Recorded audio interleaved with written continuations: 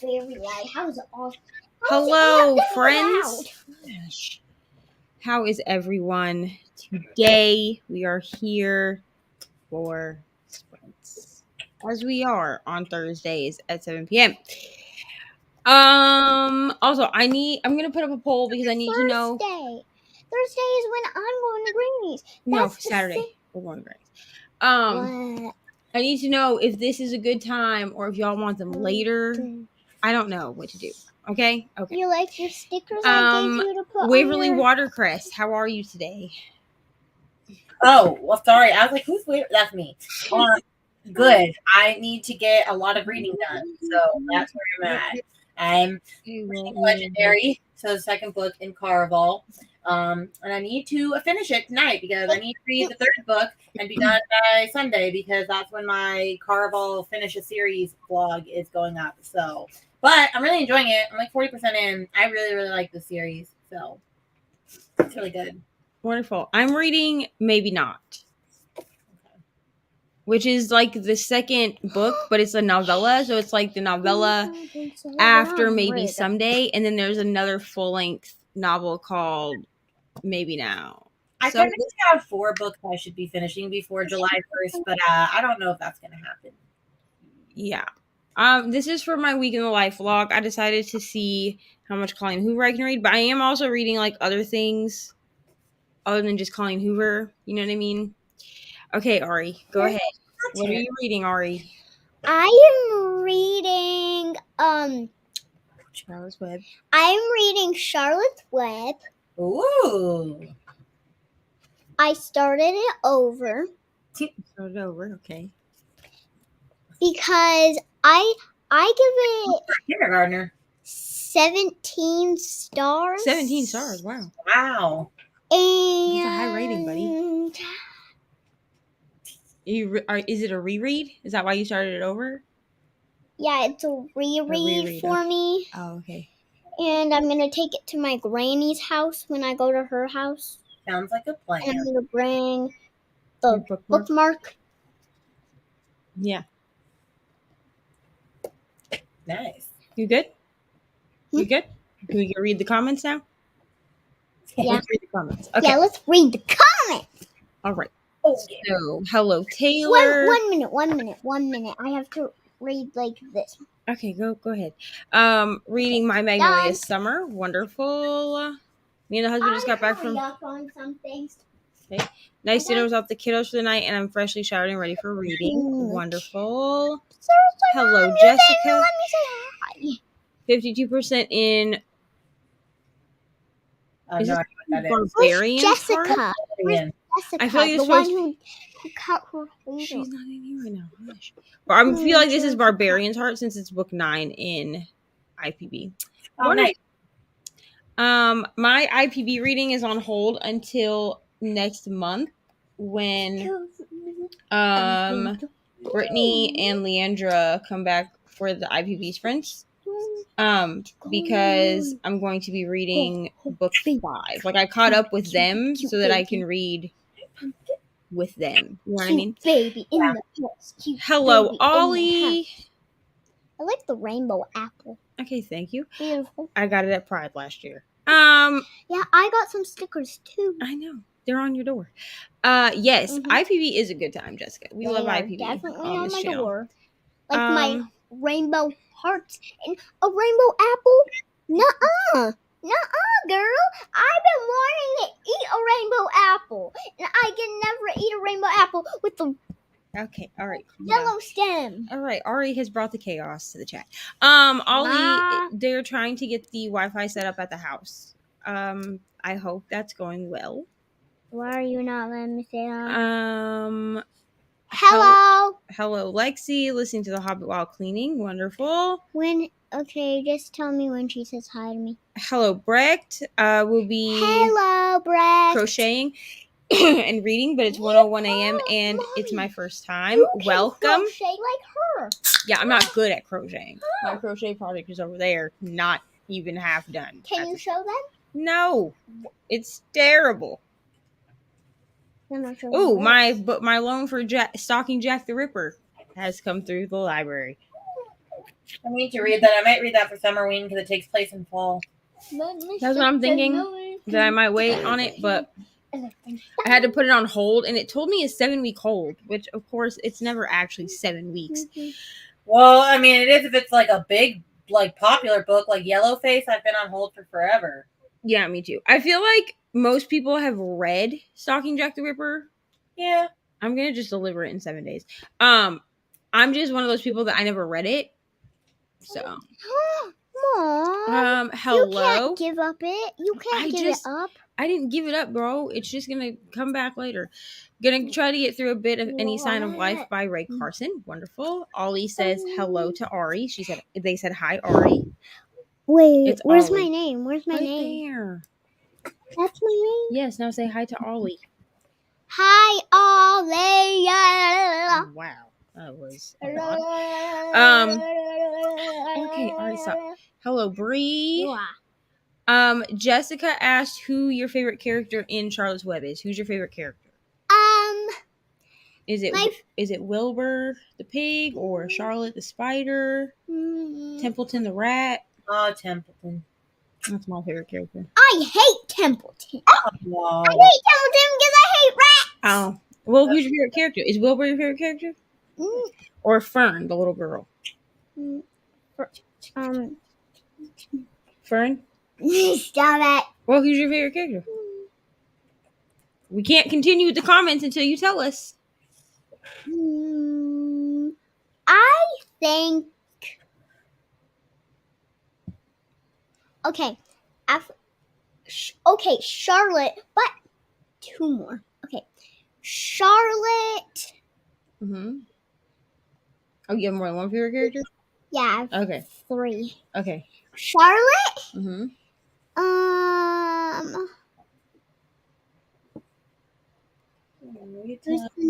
Who's the Wilbur? The pig? Wilbur, the pig, And then Fern is a little girl. and Fern. Those are your favorite characters? Yes, those are my favorite characters. All right. Not the rat. Well, you don't like Templeton? Not the rat. Okay. I don't like rats. If I say I don't like the rat, that means I don't like the rat. Okay, that's fine. Hello, Jess. It's embarrassing me reading this in front Yes, of you. I knew you meant barbarians. Jess is halfway through Yellowface, so trying to finish tonight. Wonderful. I ordered that off Pango and I'm waiting on it. Also, I was waiting. I just ordered a book yesterday off Pango, and then today it said it was delivered, and I was like, but it didn't even say that it had shipped yet. And then I look, and it says picked up in North Carolina, delivered in North Carolina, and I'm like, what? What? So I reached out to the seller. Sorry, get out from over there right now. My friend was like, I've never heard of this happen. She Get out from over there. literally picked it up like 2 hours ago. Where did it go? I'm like, I don't know, but it didn't get to me. Oh no. I don't know where it is. Delivered in North Carolina, apparently. Yeah, but she lives in North Carolina. So that's did they send it back to her? I am strong as bricks. I don't know. Some weird stuff's going on. That's weird, bro. All I know is I'm glad that it was the book that it was, because the last 3 books before that have been books that the covers are going away, and if I had lost one of those books, I would have been so sad. Right? Yeah. Also, I did finally get my Saint special, the Hot Man cover for Sierra Simone. I stalked, and did I pay a little more than I wanted to? Probably, but it's okay. I mean, I'm good with the discreet covers. Yeah, but I already have them, so like I know. This is why, but like I'm not a person that buys the hot guy covers anyway. Like if I see a book and I can read it, if my only option for the Sierra, I don't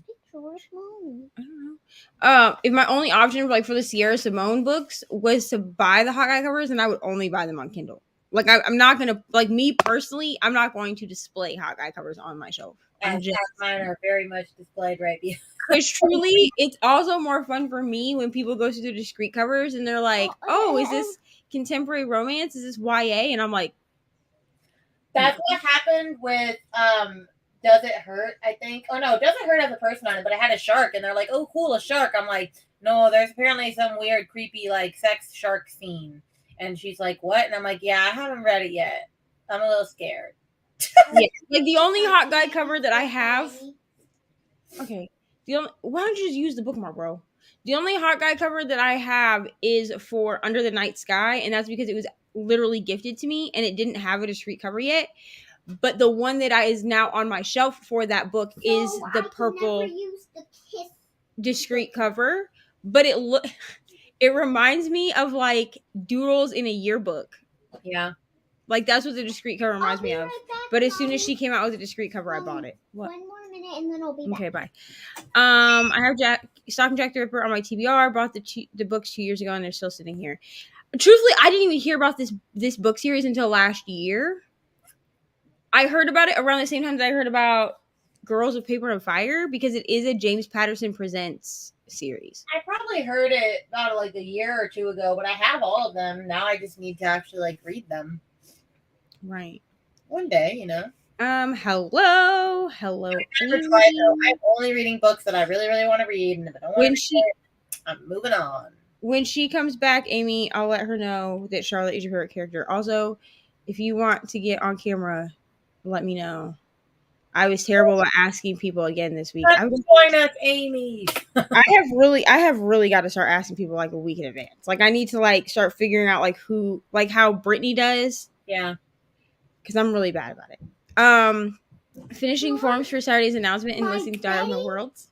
My betting. Where are you at in Daughter of No Worlds? You're probably past me. I'm reading at like turtle speed because I'm annotating, so I'm only 40% in. Also, are you liking it? That's my other question. Because I'm really liking it. Although it's a very, very, very slow burn romance. Extremely slow. Like it's like a turtle speed slow. Aren't you going to make some videos? Yeah, Ari, but that doesn't have anything to do with washing clothes. I cannot wait for Saturday's announcement. So, if you have not seen, I believe it's the first post on my community tab. It's also on Brittany's community tab. It's also on Bree's channel. Announcement video goes up tomorrow for something very exciting. Go watch it. Seriously. Oh, and I also shared it to my stories earlier today when I saw that Bree tagged me in that. So walk, run, don't walk. Okay, thank you. Crystal. Working, so can't join on camera. We'll hang in the comments. We love Crystal. Yes. Crystal is my favorite. Also, Amy said that Charlotte is her favorite character, and Amy is the one that sent you Charlotte's Web for your birthday. Oh, that's sweet.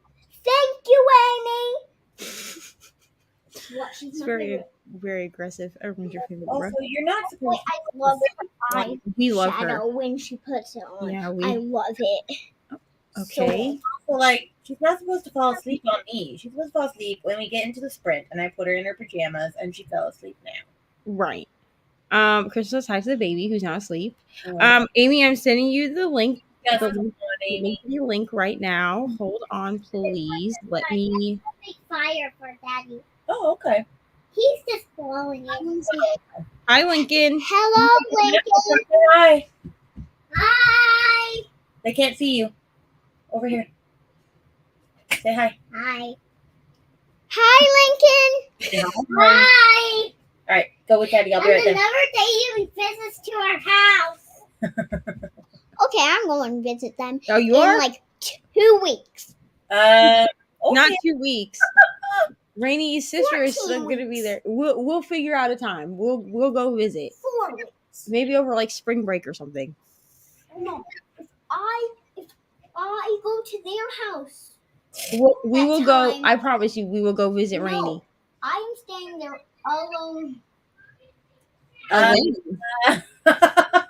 you off and come back for you, or what? You are gonna drop me off. For like. Did you talk to Rainy about this, or are you? I'm not going to get anywhere. We don't have any more room in our car. Right. What? Can you please, send me there for like this many days? We'll see. And then I love how you just can don't talk to bring anyone. me You just like, up, I'm doing and then this. you can drop, and then you can pick me up this many days. Okay, we'll talk about it. Get off my bed. Go to Slayer house. So I can spend more time. Off my bed, please. Off my bed. Hello, how are you? Was listening to the Bride Test, but AirPods decided to power down. In the meantime, I need to charge them. Finishing up Beyond of the Dawn, Volume 33. Yeah, I'm not actually going to be reading. Hello. What's her name? Of Butterflies and Books, remind me what your name is, please. Can you put her in jams? Yeah. She's acting sleepy. I'm actually not going to be reading for the first part of the sprint because I need to go downstairs and do the dishes. Your name is. But and I don't have. Anthony have to do it. They are mess. They get to clean it up. Well, Mama I asked if I would do it, so it's fine. So and I don't have this on. I'm not spending Audible credits on. Are you liking the Bride Test because of Butterflies and Books? This is part of our book club. What? Oh, the Bride Test is? No, it's not. Yes, it is. Brittany picked it. When? I think. Hold on. I don't think it's the Bride Test. I think she picked a different book. It's like a purple or something other. Is it the one before the Bride Test? Maybe. No, she picked the Kiss Quotient. She picked a different romance. It's not Kiss Quotient because the Marriage Game. I think that's what it is. Okay, which I think comes before the Bride Test. No, that's not in the series. Or is the Bride Test something different? The Bride Test is to the Kiss Quotient. The Marriage Game is a different series. Yes, but are you like? I'm about to look because the Kiss Quotient, and I really enjoyed it, but I have not moved on to anything else. I can't wait. All right, shoosh. Where did you get this button? This Taco Bell button? Where did you get this? From Taco Bell? How did you get it from? I want one. No, you can't have one. No, I mean. Oh, okay, that's what it is. That's why I remember this. Okay, so I read this series out of order. I didn't know it was a part of a series. So a few years ago, I read The Dating Plan, like 2020. I bought The Dating Plan as one of my first book of the month and didn't realize it was in a series. It was my first book of the month in 2020 when I went back to book of the month after quitting it. And I read it, and it was actually the book that got me back into reading, which is interesting because then I didn't want to read romance at all. Yeah. Makes no sense. Everyone's saying hello. Hello. I think I said hi to Glenda. Hello, Glenda. Hello. I don't feel like I said hi to you. Hey, Glenda. Hello. Apparently.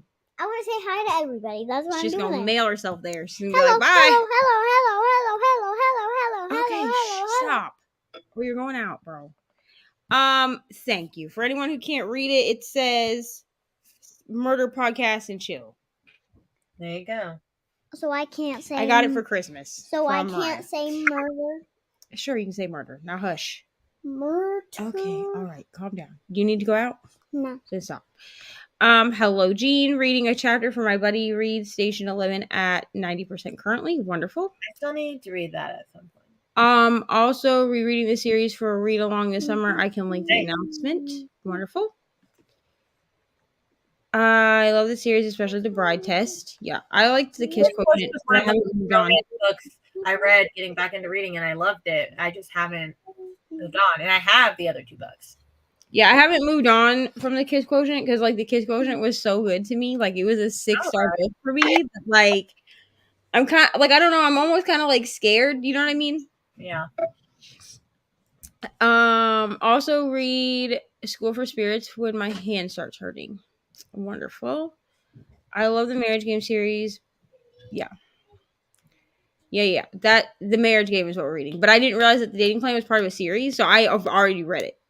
I mean, I'll read it again. That's fine, but I'm showing them how I can snap. Thank you. Good job. Jean says hello to you. Hello, Jean. All right. So, okay, stop. Okay, so we are at the end of the comments. Oh, here's Amy. So give us a second. Oh, Amy. Hello. Yes, hello. Hello. Hi, Ari. I'm glad you're liking Charlotte's Web.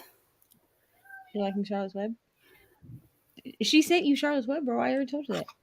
What? For your birthday. Remember when it came in the mail? And I was like, Oh, Amy, you're still reading after I do? Oh Yeah. I didn't start it. Although I'm like, am I gonna really hate it? Because I've loved every single book that I've read by Taylor Jenkins I'm Reid. on the second chapter. Okay. Nice. Thank you.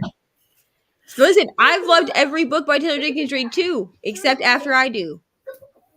Okay, well. Every other book has been no less than a 4-star for me. Where is it? I look. I know all of Amy's intimate thoughts about this book. She started venting in the group chat and then moved to our private DMs and was just like, I hate this. What is this going on? Yeah, it's not. Yeah. Yeah. And then, okay, so then there was like this announcement about something that was coming with with her family. And I was like, oh, I kind of want to see what happens with that. So then I kept on, Going.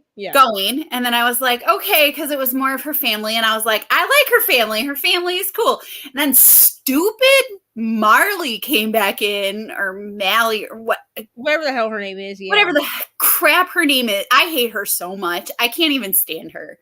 She is so terrible. Terrible. Like, be a worse friend. Here's the thing. To be honest with you, it's one of those books that I'm like, well, I read the book. You know what I mean? It's like one of those books where I'm like, well, now I can officially say that I'm pretty sure I've read all of Taylor Jenkins Reid's backlist except Carrie Soto is back. I have not read that one yet. I need to pick it up. That one is really, really good. I've not read it, but I want to. I want to read it. But every time that it comes through from the library, it's not at a convenient time. So I keep like pushing my hold back because I'm like, I'm not in a time to read this. But for the next 2 months, I'm going to attempt with my TBR game to only read books that are on my Kindle. I need to make a dent in the books that are on my Kindle before I continue to buy more books.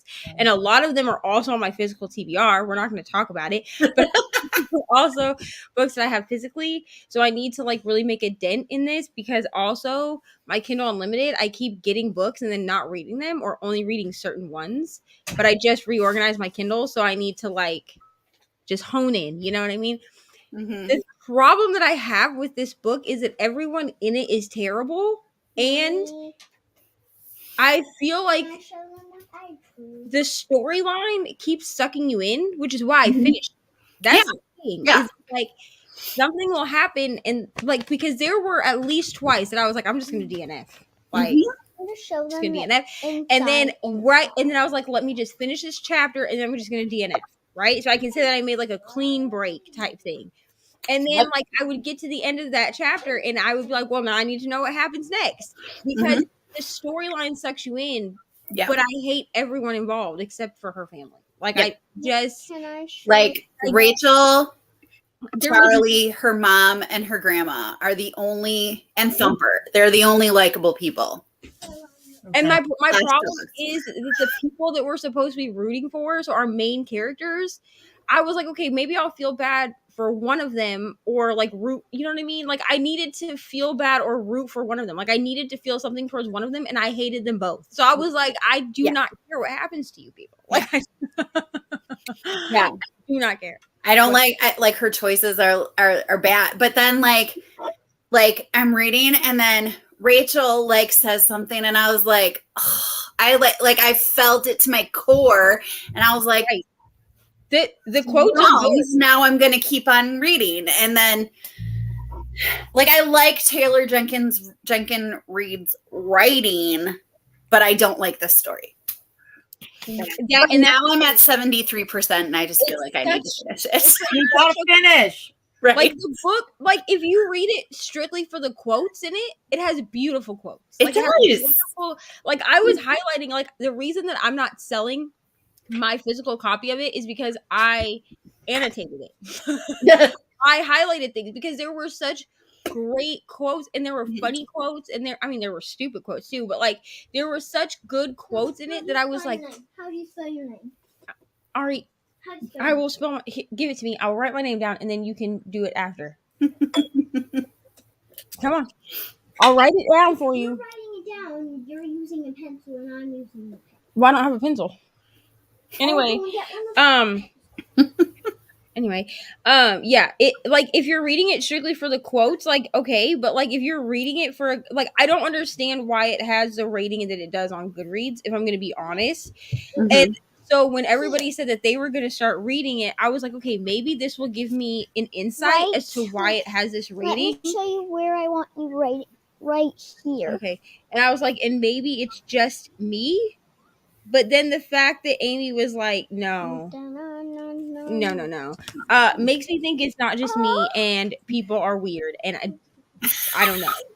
Like, I can see some people like hearing those quotes or seeing those quotes and thinking that it resonates with them because like literally this quote that Rachel says, like it seriously gave a half a star to my rating. Right. Like I'm at a 2.5 right now. Wow. Yeah, I gave that sucker a solid 2. And the only thing that saved it were some of the quotes and Julia Welland's narration. Yeah. If I had to read this crap with my eyes, it would have got like a 1.5. Yeah. To be honest. I mean, I really think that I'm going to end with a 2.5 rating. I really do. But I want to finish it. I want to know what's happening. And it's fine. I need you to let me know when you get to the end. That's all I'm saying. Just because too easy. Why is there too easy? The end didn't even redeem it for me. Like the end made it worse, to be honest. Why Like is there too easy in your name? Because that's how my name is spelled. I don't know. No. Yes, that's how my name is spelled. I wanted Stop. you to have 2 ends like me. Well, I'm sorry. My name would look really weird with 2 ends. Let's see where we left off because people were saying hello.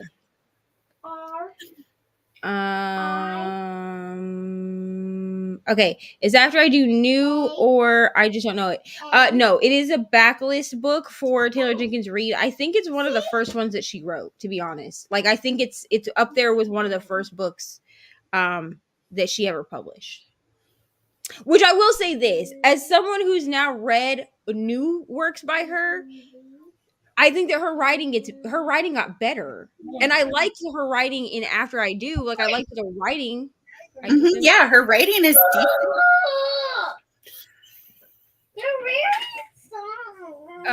Reni, this is for you. I think about the Hot Men covers. Oh, yeah, no, it is. He told me to open Peaches and they spilled all over me. It's okay. Peaches. Amy, stuff your Kindle, David. I'm very excited for this, except for I didn't know a single book that actually is on this. Like I found random stuff, but I'm excited. So here's the thing. So I will tell you this: if you 2014 is the pub date for After I Do. Yeah, it's one of the first ones that she wrote. I think it may have come at I don't know. It's around the same time that she got One True Loves published, and I love that book. Like that was I love One True Loves. I was crying. I was grieving. Okay, I was in my feelings. Stuff your Kindle Day for anyone in America. It is tomorrow, technically. However, you can get some of the books now. Yeah, I already have. Because I already started clicking through them. Like, we're not going to talk about it. But this morning when I got home from work at 5 a.m., I was like, let me just scroll through. So I have like 4 different pages that are like bookmarked on my phone because I couldn't send them to my Kindle yet. There was one that I really was looking forward to getting. It looked really good. And I've been looking at them on Goodreads first because I'm like, I want to know. It had 1 review only. So it must be like a brand new book. Yeah. 1 star. Yeah. Here's the thing. I'm not going to lie. Okay. You can't pay me to be the first person to rate a book and give it 1 star. The beginning. I'm not rating it. So at the beginning of the year, I did Kindle Stuff Your Kindle Day, because somebody on Instagram or something said something about it, and I was like, oh, let me go see this. Well, if you Google like Stuff Your Kindle Day 2023, it will give you all the dates. So all the dates for me are already in my planner. I didn't know that people didn't know about Stuff Your Kindle Day, or I would have been sharing this information. But so what I do for Stuff Your Kindle Day is I just grab whatever looks good to me because they're free anyway. And if I hate them, and like at the beginning of the year, there were a couple books that I was like, these are not good. I don't even remember what they were, but I like DNF them, and I just deleted them from my library permanently because like they were free anyway. Like I'm not spending money. Yeah. You know? Jean said, hello, Amy. What is going on?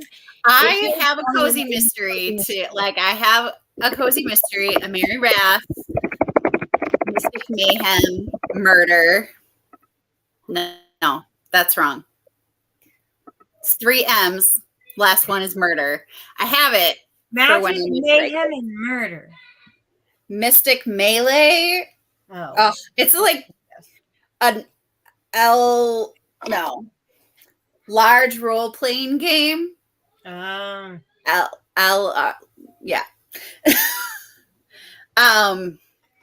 But it's Mary Wrath, so it's like the Girl Scout leader who used to be a CIA spy, and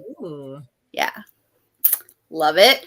And so I do have a cozy mystery in my back pocket. I'm just there you go, trying to finish this one as well. So. Well, I would say that I'm sorry for everyone that has to read after I do, but also I had to suffer, so I feel like I have to suffer too. I mean, if I really wanted to stop reading it, I would. At least, if I really didn't want to read it, I wouldn't. Here's the thing: is like it definitely is one of those books that it like sucks you in to want to know what happens. Yeah, like I think that's why I was so pissed off by the end, because I was like, this was a book I read, but like I'm mad that you really got me to not DNF this book because you kept sucking me back into it. You are the only one of my friends that has read it that has not completely that has not liked it. Yeah, all my other friends and people that I follow on Goodreads, 4 stars, 5 stars. Like everybody that I follow on Goodreads that has read it gave it 4 or 5 stars, and I was like, why do these people hate me? I'm like it's obviously conspiracy. I'm like, did I read a different book than y'all? Like, did they switch around some shit in mine or something? I'm like, good evening, hello. Fan love of TJR for raising a star on Goodreads. Maybe. I don't know. It could be. I don't know. I mean, her writing style is fine. It's just the story. It's the story that I don't like. Yeah. I don't care about it. It's the character. Like, I don't like the 2 main characters. They suck. And I hate the best friend even more because she is ridiculous. She does not try to help the situation. She makes it worse at every turn. She really does make it worse. I'm like, yeah, ma'am. Also, like, if you're so unhappy in your own marriage, what are you doing? I know.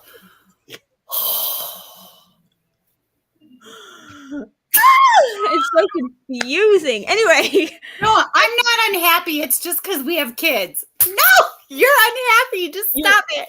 You're literally unhappy. Stop projecting your unhappiness on your children, for God's sake. Gosh. I would say 78% of the books on my Kindle have been ones that I found for free on Amazon. That's why I have so many. Yeah, a lot of mine are ones that I found for free as well, but also a lot of mine were bought 15 years ago when I got my first Kindle.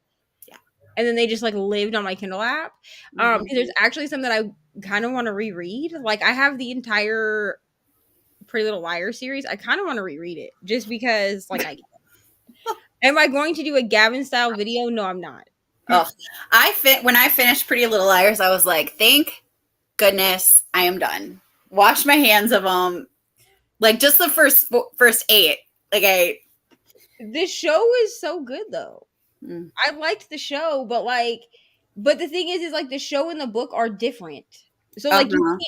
you can't watch the show and think that you know what happens in the books or Yeah. vice versa.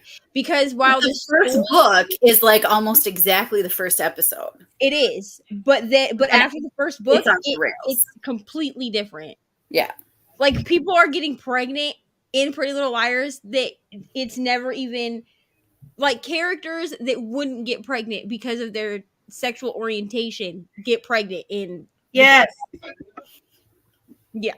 Yeah. Yeah. And I was like, what? Yeah. Also I still have a list of historical romance books. Yes. All right. This is officially the end of the comments again. So we're going to go ahead and jump into our first sprint so that I can go do laundry and Reni can go take a shower. Did I prepare myself for I mean, I have the timer. It's just not pulled up where it needs to be. Hold on. Let me do it this way so that we can see the timer when we come back. Mom, What? this is your permission for me to do it. Okay, can I color in your name? Sure. Because I already started. Okay, sure. Thank you! All right, so we're gonna do 45 minutes. Is this on your Yes. channel? Yay! Now I can Okay, you start want the sprint. Okay, go ahead. Say happy reading. Come Happy on. reading. Are you gonna click it? One minute. Okay, I'm gonna click it then. No. Okay, happy reading. Happy reading.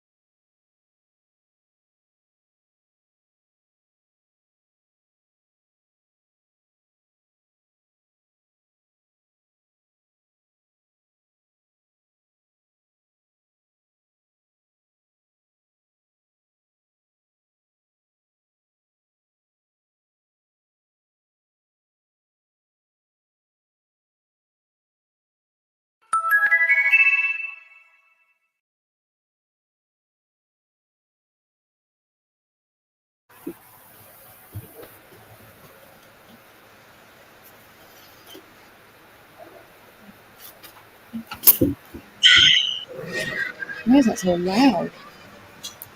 Well, how'd you do, Amy? I have 18 minutes left. Ooh, you're getting there. Yeah. Have your thoughts changed? No. Some, but Okay. not a lot. Okay. If anything, I dislike Ryan even more. Okay. But at this point, I'm kind of like, maybe they just deserve each other. That's basically how I thought. At the end, I was like, clearly the two of you are a match made in heaven. Yeah. Great. How did you do, Rain? Or Waverly? I got to 46%. I didn't read that much because I showered, and then I put Eloise to bed, which I thought was going to take forever, and like she just stayed asleep as I transferred her from Aaron's arms to the bed, and I was like, well, look at this. That never happens. So we'll see how long that actually lasts. She must be tired or something. But so I read like 30 pages, and I'm 45% in, which it's really, really good. Although I really will say, if you're gonna read the other series, you should read this first, because like I said in our besties chat, one of the main characters in this book is the main character in the other book series. Which I already knew that, which is why I told you, but I didn't know if that was a spoiler. Because people tell me spoilery shit, and I forget by the time that I get to the book. So I never know what's like actually a spoiler for people. Like I literally spoilery. Like on this week in the life, I literally was like, I'm gonna put that there could be spoilers in this because I don't really like. I'm not good at gauging what a spoiler is. I mean, I am, but I don't think that's a spoiler. If it is, sorry, friends. But that's why when you put your thing up asking if you needed to read Caravel first, I was like, that's how I'm gonna read it, because that's how I've literally been told by people that love the series, like love both series, to read it, and I tend to listen to people that have already read the books. You know? Yeah. I don't really know what percent I started at. I'm gonna be really honest. But I read like a chapter and a half, I think, of this book. I have 50 minutes left, and I also did dishes. So by the time we come back from the next sprint, I'll have most of this done. It's only a novella. Like really, it really should only take me like 2 hours to read it. But my 2 hours was really like chopped up because I was at work when I started this. So yeah. Because it's only like it's like less than 200 pages. We'll probably do it tomorrow. By the time we get back from our next chat, I should actually have decent lighting, so that'll be fun. Or our next sprint. I'll be back. The baby woke up. Okay. All right. Let's see where we left off on these comments. Okay, so we did get a comment like right after we started. I was asked if I had watched the newest Pretty Little Liars series. I was He can't talk. He can't hear. Like we can't hear him because she has him muted. He can wave. That's fine. But to answer this question out loud, yes, I did. I actually watched the first season. I think Ollie and ML also watched it. I personally really liked it, but I went into it not like I didn't have like any expectations for the HBO like Pretty Little Liars spinoff. I literally had like zero expectations. So I had fun with it, but it is very campy and they leave you on a cliffhanger. And then yes, I did know that they renewed for a second season. I really cannot wait. It's like fun, but like don't go into it expecting it to be like a blockbuster hit. You know what I mean? That's all I'm saying. Because like like there definitely are like plot holes and things to it, but like if you go into it just for a fun time, right? Time, you know what I mean? Hello ML. My internet is being really weird, so let me know if I start like cutting out or anything because people are playing games. So let me know. Yeah, your brothers and your dad and Mom Mariah, they're all playing on their phones. Ollie and I, and you're watching a movie. So. Ollie and I are just at home tonight. Internet tech is gone, and we do have internet, so that's good. Wonderful. Moving truck is delayed. No. Wow, July 5th or 6th. That's like into next week. That's a lot into next week. Right. Like, dang, which it has to be because of 4th of July. Right.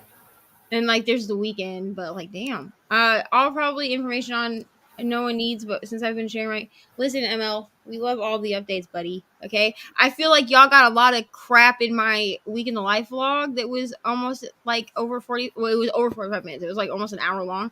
I feel like I just talked about a lot of shit that nobody cared about, but I was like, you know what? It's fine. Week in the life. So here's the thing. I'm not going to tell you where it is, but there is a clip that is missing. No one noticed, apparently, but like there is a clip that's missing where I explain what the Week in the Life vlogs are really going to be. I'm going to re-explain it in this week, but I'll let y'all know on sprints because everyone knows things on sprints. Week in the Life vlogs, I got this idea from Olivia Reads a Latte. So this is not an original idea, okay? But she does her Week in the Life vlogs as kind of like behind the scenes style. So like, hi Lincoln. So like, talks about like her life and stuff, but also talks about he can't talk because his mom muted the computer. But also she like talks about like vlogs and stuff that she's currently working on. You know, so if you watch them, you will get some like behind the scenes stuff in there. Because I need somewhere to talk about the projects and stuff that I'm working on that I can't just like post all over Instagram. And I'm like, I'm working on this. Because if it, like my dragon vlog, I talk about my dragon vlog in this week in the life, and I literally say in there, and I'm like, the dragon vlog has been canceled because I don't feel like reading fantasy. But if I had posted that to like Instagram that I was working on a dragon vlog, people would be like, where is your dragon vlog? You know, kind of like last year. I told everyone I was doing a Colleen Hoover vlog, and then it never came to fruition. But this week, in the live, y'all getting a lot of Colleen Hoover footage. I hope you're ready. I have 3 series to read. But I'm not going to read all of them in this week. Like, I'm going to do some, probably just this series in this week. And then the next couple weeks, I will continue to read. So you guys are going to get a lot of Colleen Hoover footage. And there are probably spoilers because I feel like... Okay. Can I bring the rest of me to Granny? Sure. Now go sit down and watch a movie. Yes, sure. Go sit down and watch a movie. Because I feel like the people on my channel, either you've already read Colleen Hoover or you don't care to. There's really no in between, you know? Oh yeah, there's a pull up on my community tab. No. Fine, you can have one. Now go sit down. Do not get up again or you're going to bed. Hello, Kelsey. Reading The Night Swim, and after I do, hoping to finish both before the end of the month. I need to read The Night Swim. Me too. And apparently you were supposed to do it with the audiobook. That's what I heard as well. And I almost put her new one, The Dark Corner. Yeah, it's for book of the month, and then I was like, "Oh, this is a sequel to The Night Swim." Yeah, you have to read The Night Swim first, apparently. So I kind of figured that I'll read The Night Swim, and if I really like it, then I'll just buy both books to have on my shelf. Because at this point, I'm to the point again where I'm like, okay, girl, you can only buy books, like physically buy books that you've already read. Because I was doing that last year too. Where like a lot of the books that I had bought last year were books that I read and gave 4 or 5 stars that I was like, yeah, I really want this on my shelf. Mm-hmm. And then I started BookTube and was like, buy all the books. And so now I have no room for any books. And I'm just like literally I have probably half the books that are on my bookshelf I have as Kindle books because I've gone back to only reading on my Kindle again. So I'm like, girl, you have got to make a dent in this TBR some way or somehow. Like, you're not reading books. So I've really restricted myself. I can only read books that I already own on my Kindle this month and next month, which is gonna be interesting because I'm co-hosting 3 readathons in the next 2 months. Well, in the next couple of months. I'm co-hosting Ketchup-a-thon next month. I am also doing Ketchup-a-thon because here's the thing: the 2 readathons that I'm co-hosting in July are combinable with Ketchup-a-thon. So I'm just taking everything and just mushing it together. You know what I mean? It's fine. Yeah. It's the best way to do it, I feel like, because then it's not as overwhelming. Yeah, for sure. Hello, Margaret. Margaret, I need to have you on sprints at some point. Other than the 24-hour sprints. Which next month, I have a date for the 24-hour sprints. I'll make a graphic here very soon. But July's 24-hour sprints will be the same format as June.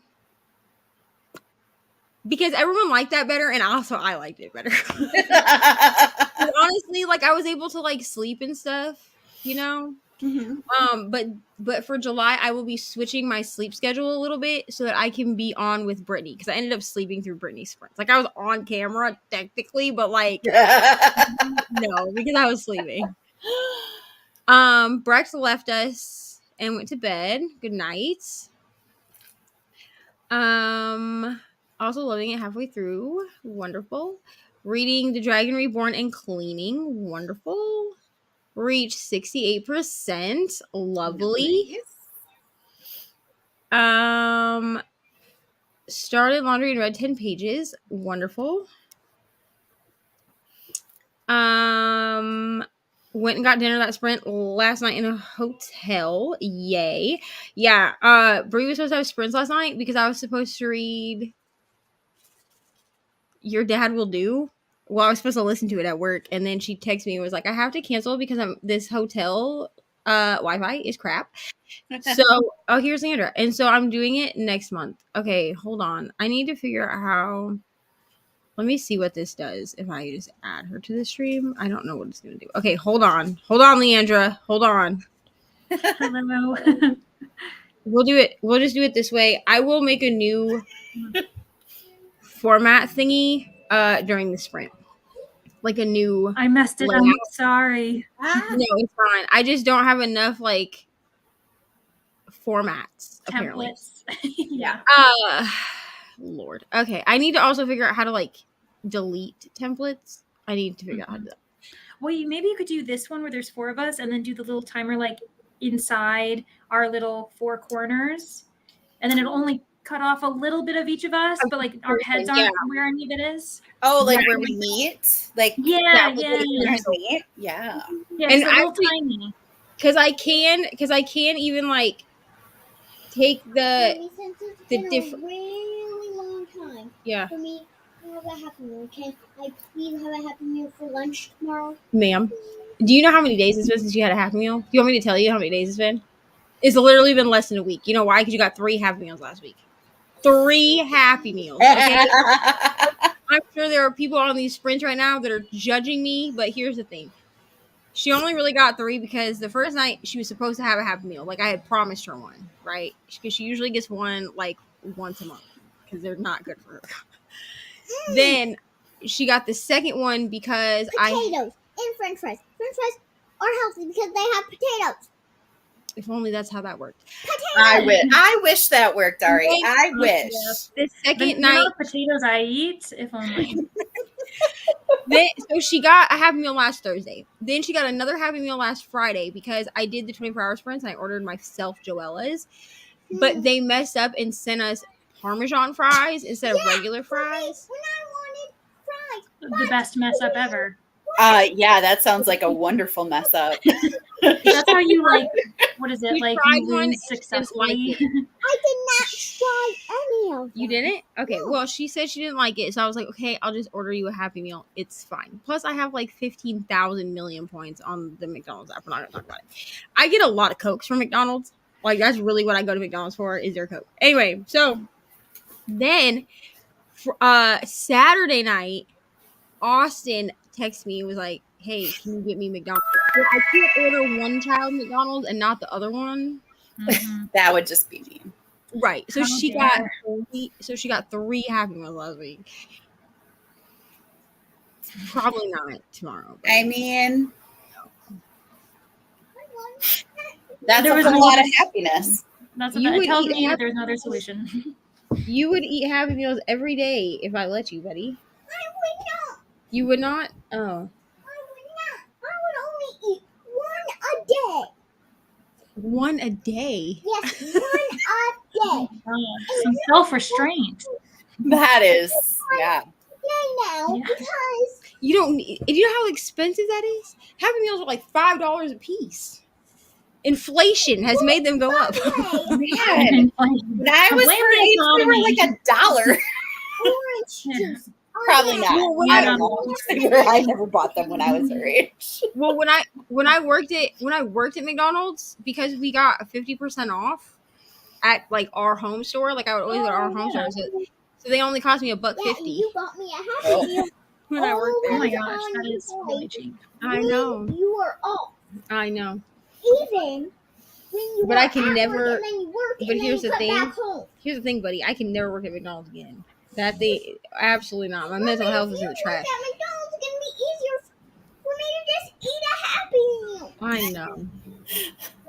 It's rough, isn't it? It's rough. Okay, I know. I want another Happy Meal. You will get one, just not today. Finished cleaning, took a shower, and made it about halfway through chapter 5 of The Hobbit. Eating dinner, wonderful. How are you enjoying The Hobbit? I know that I Lexi liked started The it. Hobbit. I didn't read it. also, Who is reading I didn't. Lexi. Ah. I liked The Hobbit. Here's the thing. I've seen all the movies. I've read The Hobbit, but I've not followed up with any of the rest of the books. They intimidate me. Now, should they intimidate me after I read It by Stephen King?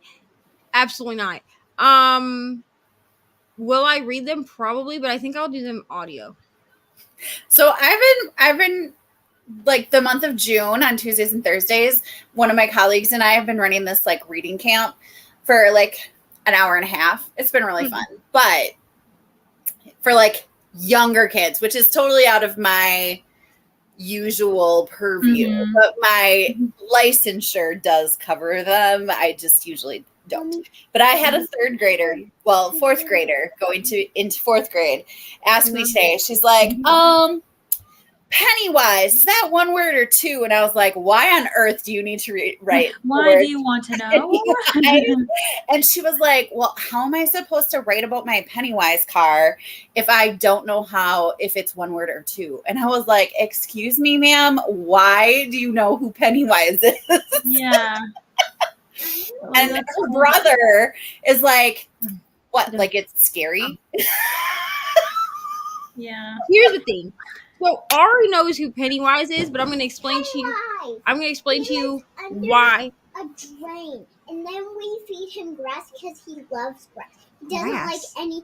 He doesn't He only like likes anything grass. else. He only likes grass, and he only likes. He only likes the drain water to drink, Oh, and delicious. so I usually Diet? when I see Pennywise in one of the drains, I get a bunch of grass and then put it down there for him, and then so he nice. can have food and water, and then he can eat and drink. Wonderful. But he's kind of picky. He's kind of He's picky. kind of picky with food. Okay. He's a picky eater. Okay, sit down. So here's how Ari knows who Pennywise is. Are you ready? Mhm. It's going to sound ridiculous when I say it. So, a few years ago, I watch Dancing with the Stars every year. It's one of my favorite shows to watch. Okay, one day I'm going to be on that show. Okay, I'm speaking into existence. I don't know how I'm going to manage to get on it because I'm not a dancer and clearly I'm not a star, but somehow I'm going to make it. Okay.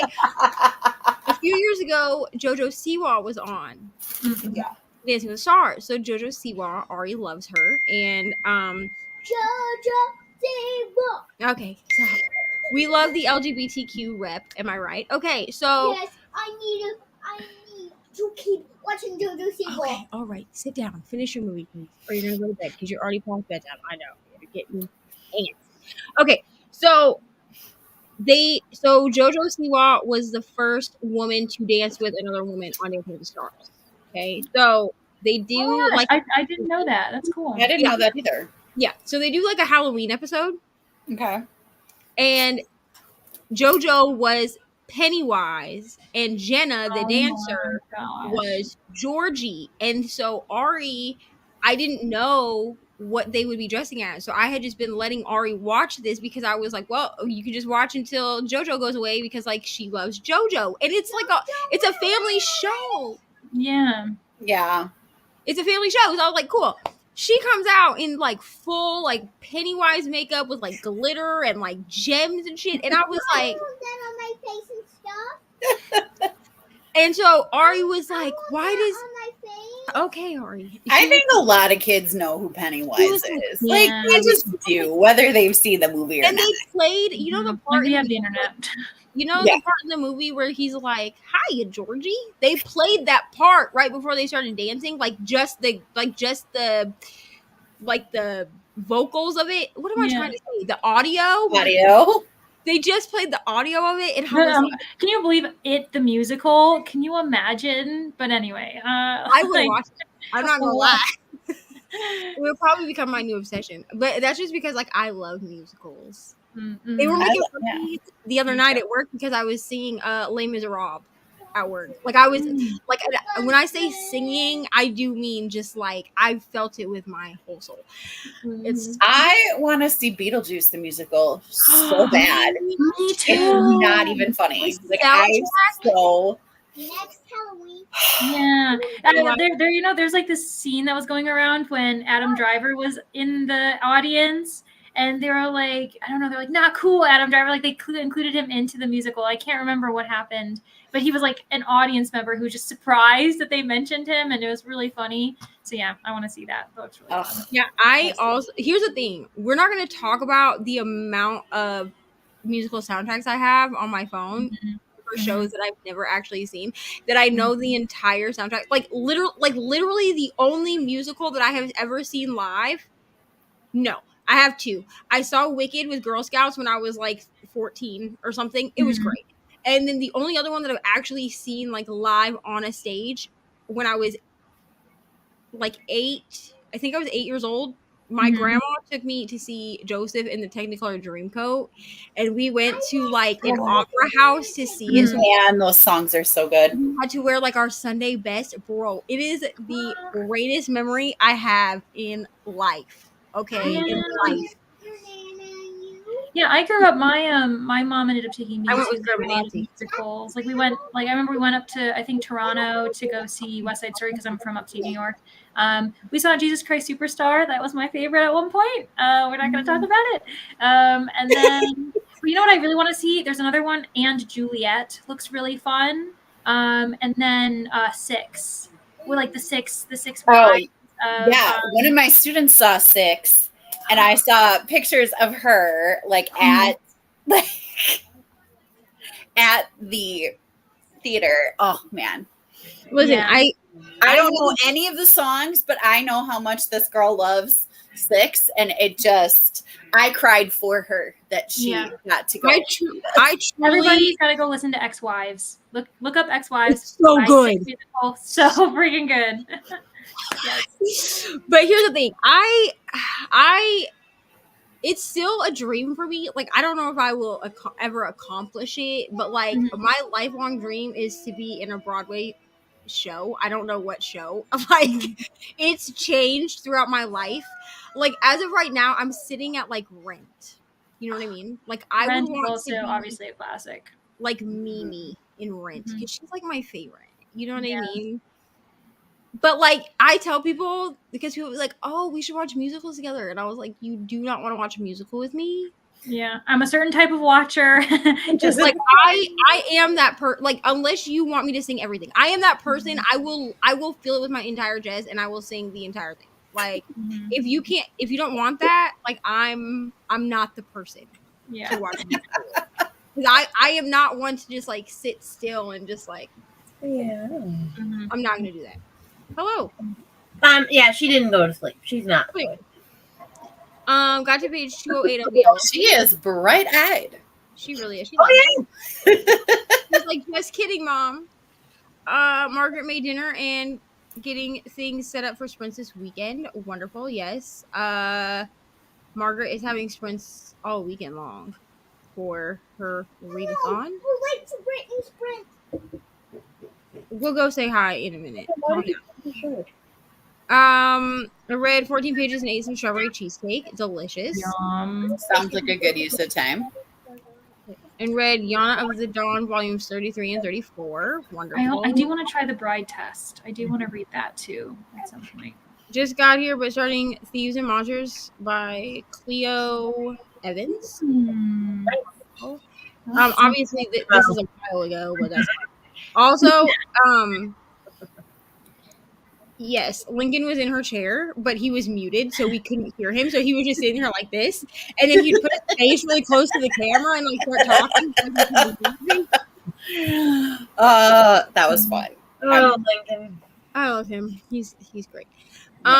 Literally me and every vlog. No one cares about this, but I'm gonna rant. Yeah, like this. I rant the other day, and I was like, Reni, what are you doing? This is literally why you guys got like a 45-minute vlog. Also, I've cut my gay vlog short because I just do not care to read Love and Other Disasters right now. I just do not care to.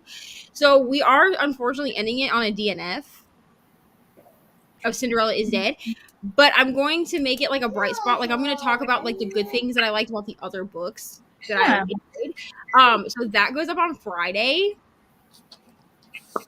Not tomorrow, next Friday. It was tomorrow. Right. It was gonna go up tomorrow.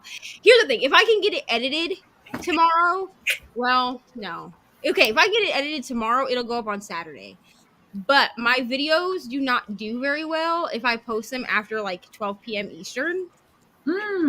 So I have to post them between 10 and noon. Or they just do not they just don't perform well for like the first week.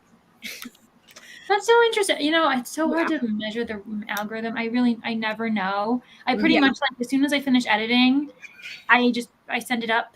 Go, you know, I get the process going, and then whenever it gets done doing the whole standard definition and then high definition, then I just hit publish. I'm like, I'm done. That's it. It's gone. Honestly, I may just do that because like this vlog is over an hour long because of how much gay pride footage so long to upload. Oh and like I got so much gay pride footage this year because last year I did kind of like a gay pride themed vlog, and people were like, "Wow, you didn't put any footage of the parade." And like I had footage of the parade, but I didn't think anyone cared. And so I was like, okay, I have to get all this. I literally killed my phone. But by the time we left the parade, my phone was at 5%. And so I went to Instagram and I was like, I hope y'all like really long vlogs because I got all of the footage for you. Yeah, you wanted a parade? I'm going to give you a parade. Yeah, I cut out. There were like big gaps in the parade for some reason. So like I cut that out. But like, yeah, I was like, y'all want parade footage? Here it is. I got Dark Corners for Book of the Month because I love Night Swim. Wonderful. Yeah, so the reason that Reni put this in the comments is because so if you don't know who Jan is, I'm gonna need you to learn who she is. But Jan, so I followed her for like a long time, but it's only been recently that I like commented on any of her things because I'm a lurker. Okay. But she was talking about Divine Rivals, which is like it's a YA fantasy. And it's on Kindle Unlimited. The first book is on Kindle Unlimited. So I was like, let me just go grab this. Because I went to see how much it would cost me on Kindle. And it was on Kindle Unlimited. So I grabbed it. And then I posted it to my Instagram because I'm going to start it probably after I finish. Maybe not. To give myself a Colleen Hoover break. And I was like, Jan Agaton kept talking about this. And like I tagged her in the story. And I was like, this makes us besties, right? And she like shared my story and put like absolutely across the bottom. Bro, I almost died. And then she followed me on Instagram. I saw that. I literally screamed. Like I literally screamed. Okay, do you hear me? Is she an author or what? Like no, she's a booktuber. Okay. Oh. She runs like in the same circle as like Sarah from Sarah Shelves. Like that group of people. I have my own little group of booktubers that I know, and Listen I to don't know me. them. She followed me on Instagram, and I went into the bestie chat and I screamed about it, like all caps. I was like, That's so "Jay, I'm a nice family!" And Kelsey's Yeah. like, I don't know who that is. And I was I mean, that's how I felt about this one romance booktuber following me, but then I told Neva and them I didn't know. I think it was a salty move because I joined somebody's Patreon and they didn't provide all the things that they said they were gonna, and so I was like, yeah, no, I'm because out. I know who this person is. I'm wondering if she followed you, hoping that you would like message her, or maybe she's gonna message you and ask why. I Like, know. why you So left. I'm like, See it why was you too left? convenient that like I dipped, and 2 days later she's following me. Yeah, Really? it sounds Maybe like, I she's wonder if like- she keeps like she probably keeps tabs and then knows Well, you like can- who leaves. You can, as someone who's run a Patreon before, because my podcast had a Patreon for a while. You can you can do an exit survey, so you can use it will tell you when people leave, Well, I did put Mm. why. and then you can I also didn't do exit I survey. didn't put the real why. I put some of the real why. That's how you get in your own bed. Yeah. Mhm. So I don't know if it's weird to me that she would do that. I know. Mhm. So I mean, especially if you like never. It's kind of awkward. Because like me and Jan, like I've talked to Jan and DMs. People probably think that I'm weird. well, as it shit. made me feel bad. I was like, should I rejoin? I was like, no, Reni, no. That's the trick. My thing is, Trying to get you. if you're not getting what you're wanting out of it, I mean, the worst thing that she can do is send a message and be like, "Hey." I mean, I could see it being I like, get why she's not providing it all because she's a mom. She has 3 kids and stuff. But I'm just like, well, then maybe don't offer all of that, like, because you can't do it Yeah. all. You know? Mhm. yeah, Or That's maybe what could have done is even like be openly transparent about being behind. Because like I work, like one of my jobs is for a podcast as well, and we have like certain tiers. And she's like super open about being like, hey, this is delayed. That means you're going to get 2 of these things next month, and whatever's going on. But it's like you have to communicate because people are putting money towards it, and it's just making sure everybody knows that the content they paid for is going But to. y'all, the thing that killed me is like the Discord. I kid you not. It was like, you know how Discord, if you make a Discord, it immediately has one thread or like one channel. That was it. nothing else was set up. That was the channel. Oh yeah. And they maybe talked in it like once a month. Mhm. And I was like, what? This is no. Well, Yeah. and I know who this person is because I follow their YouTube channel, and she definitely plugs her Patreon a lot. Yeah, she does. Mhm. Like every video, she plugs her Patreon. So like, I assumed that it was good, and then Reni was like, "It's not good." It's not hopping. Well, one of my least favorite thing though is with the booktubers that are like starting Patreons and they're like, nothing's gonna change on my regular channel. We're still gonna do this. We're still gonna do this, and then all of a sudden everything changes on their regular channel and everything goes into Patreon, and it's like, Yeah. that's not what you said was gonna happen. See, I had done my Patreon because people had asked for it, and then Mr. Reading Waniwa was like, "Yeah, you should just do it." And I was like, "Okay, but I don't know what to put in there." And I would like told people like, "I don't know what to put in here. Like, I don't know what y'all want to see." I think I only have like 3 patrons anyway, so I was like, "Listen, I appreciate y'all, but I'm just gonna cancel this. Like, I'm just not gonna do it." And then I put up a poll asking if people wanted it to come back because people keep asking for content that has Ari in it, and I'm not super comfortable putting her on my main channel all the time. That makes sense. But she really wants to do like sprints and stuff where she is doing the sprints. But the only way that I'm going to be comfortable doing that is behind a paywall. And the reason is because I can filter who is behind my paywall. By myself, I'm doing it with Brittany. Okay, we will do it with Brittany. And these 2 and With Reni, Leandra, Amy, and Brittany. Those are the only people you want to do it with? yes. Okay. I'm so honored. Oh my goodness. Thank you. Thank you, Ari. It's honestly a high honor. Well, Genuinely. Eloise has just said People who want to be in the comments of Mr. Rating with Ari Sprints, you can be in the comment. Wow. This is Mr. Oh, such a professional. Oh my goodness. He's reading with Ari. Reading with Ari, that's your screen name? Yeah, Oh. but it's Mr. Mrs. Rating with Ari. Wow. So That's it's the name, you, buddy. Mrs. Uh-huh. and Daddy, Mister. Wow. Okay. all mixed sense. together. Wow, that's very Fine, it's Mr. Reading with art. okay. But yeah, the only way I'm like super comfortable, like I'm not comfortable with putting her on like the main, you know, like Mom, Yeah. can we do the main one So- tomorrow? Because I need to go get on that sprint. yeah, we'll see. Okay, fine. We'll talk about it. Mommy, Ari, I need you I need you to watch a movie so you can go to bed. Okay. We're going to Granny's on Saturday. Everyone's saying hello to Leandra. We're very behind in comments. It's My friends. Oh my gosh. they really are, but she just cannot have them every day. You know what I mean? Yeah. Potatoes are a veggie. She's not wrong. She's not. Although at one point this time last year she was convinced that French fries were not potatoes. So Remember that. I'm sure everyone remembers that debate. potatoes are in the French Yes, they are. fries. That's what I said. For weeks straight because I I still didn't cook. I mean, say- sometimes it be like that. French fries are Um, Food is better than no food at all. You know what I mean? Like actually having food is more nutritious than not eating. Not So I eating. don't know. I just enjoying food that you're eating is better for you than stressing about what you're eating because stress isn't good for you either. So, you know. listen, with the autism and neurodivergence that runs through this family, I literally don't judge anyone. Like they're like, "Oh, my kid ate some dirt and grass today because that's what they wanted." I'm like, "Great! So glad they ate food." Yeah. Yeah, my book of the month is currently on hold just because I have enough on my shelf as it is, and I don't have any room.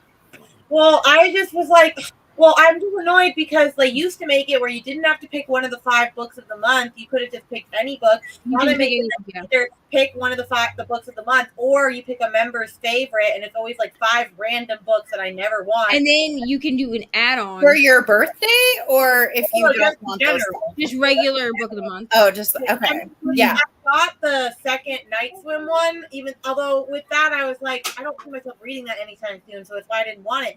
But I wanted like the new Riley Sager, and I wanted I wanted Divine Rivals. I also wanted Love Theoretically, but I didn't get that yet because I was like, oh, well, I'll only pay for one book, and then I get my birthday book. So, ooh. I mean, to be honest, I pre-ordered the new Riley Sager, so I didn't. And I don't know. There's only certain books Guess that I what? really I'm like. gonna bring my JoJo's book. Well, I had to get the Riley Sager because I have all his other ones as book of the month. So it was like I gotta get book of the month. Except for I got the new Catherine Center, and I am super excited. Well, except for I don't have the Night Swim as book of the month because I found that in a bookstore and I didn't realize it was a book of the month, and so now I'm like, well, I gotta sell that so I can get the book of the month one. Yeah, see, what I think is, like, I only will get certain book. Like, I have some contemporaries, I have some historical fictions, and then I have like Babel is a book of the month because I didn't think I would like it. I'm gonna be honest. I mean, I give it 5 stars. Okay, but I didn't think I would like it, so I was like, if I get it as a book of the month add-on, that's fine. Somehow I justified that in my brain. But like, if it's like the Riley Sager books, I only own one on my shelf, and it's not book of the month. It's a House Cross Lake. It's not book of the month. So I was like, why get a book of the month for an author that's not? Because my book of the month books live on their own shelf. Yeah. I don't put them with their respective author. Yeah. So if I'm going to do like a certain author or like a series, like my sister, she didn't want Blood Marked as a regular book because she had the first book of the month she got was Legendborn. So she has both Legendborn and Blood Marked in the book of the month versions, which that makes sense to me. Potatoes are healthy for the soul, to be honest. Hello to Leandra. Hello, Steph. Finished Fourth Wing and loved it. We'll be continuing Daughter of No Worlds tonight. Wonderful. I need to be back in a romantasy era. I'm sorry. Like, it's actually upsetting me that I don't want anything to do with romantic fantasy right now. Like, it's really upsetting me because I want to read Fourth Wing. I want to read It's too good. I'm annotating having the best time. I want to read the rest of the series for The Serpent and the Wings of Night. Like, I am angry. Do you understand? I am angry that I do not want to read any of these.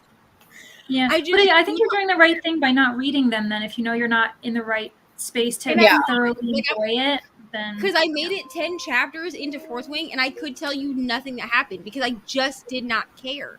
I was like, oh, I understand why people like this book. Oh, I see the nostalgia like with like Divergent and like the Hunger Games type vibes. But I was like, I do not care. I do not know what's happening. I do not. I bought I pre-ordered Fourth Wing like an audiobook and a regular hardcover because I wanted the sprayed edges, right? So I pre-ordered it.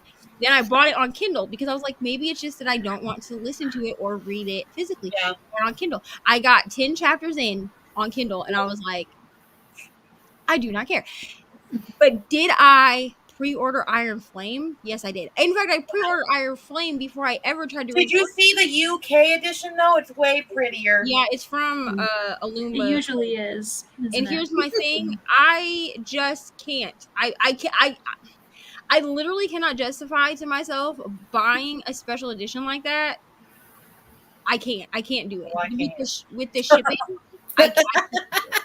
It's also quite hard now. Like, I don't know. I was always torn about Book Depository, but I will say that one thing about it that was lovely was getting British editions of things. Yeah. Like, and like with no having to pay for like international shipping and everything. Like, I will say that was so nice. Yeah, you could get the British edition without having to pay American prices. I mean, with paying American prices without having right. Because, like, apparently, in order to get that version of Iron Flame from Illuma Crate, the shipping is like $14 extra. No, thank you. Okay, I don't even rush ship my what is this that I just got? My Bath and Body Works orders. Like, you can get like the free shipping after like so much money. I think it's like $50 or something. So I just ordered some stuff from there because my favorite candle scent is only in the fall, and they get rid of it at the end of December. So I was like, I have to order these now. Oh, you got to stock up. So I ordered them, and then they came on Sunday. They weren't supposed to get here until yesterday. They came on Sunday.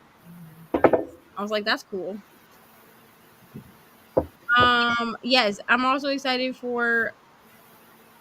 I mean, I don't know what I'm doing. I need to try to like mush all of these together. I need to go look at Margaret's readathon prompts and see if I can make those. Yeah. I did it last year, but I was very like low key about it. Like no one knew that I was doing it. Okay, this comment right here with Reni, I read it and I was like, oh, that's exciting. Someone's reading it. And then I realized it was Reni. And I was like, wait a second. It is I. This is how far behind we are in the comments. Yeah, it's fine. It's fine. Page 56. Page 200 something. Ooh. Glenda said hello to Leandra. Why didn't you Pat say said, hi to me? Girl, Glenda already said hi to you. Hush. Pat says hello to everyone. Hello, Pat.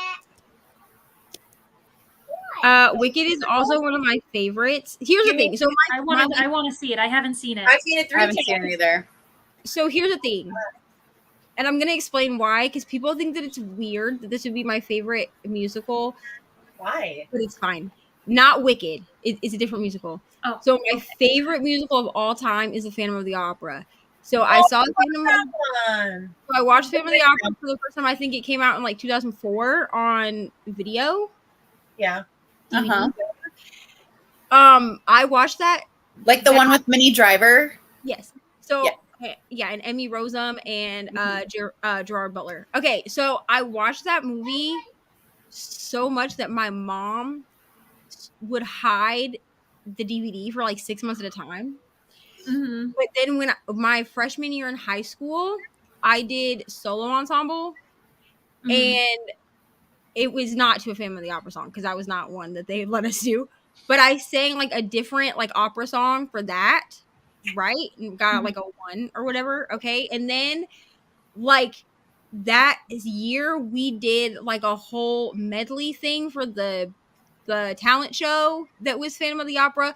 Like when I tell you I was obsessed with Phantom of the Opera from like 9th to 12th grade. Unbelievable. But then I watched Rent when I was like 16. Rent is literally the best musical.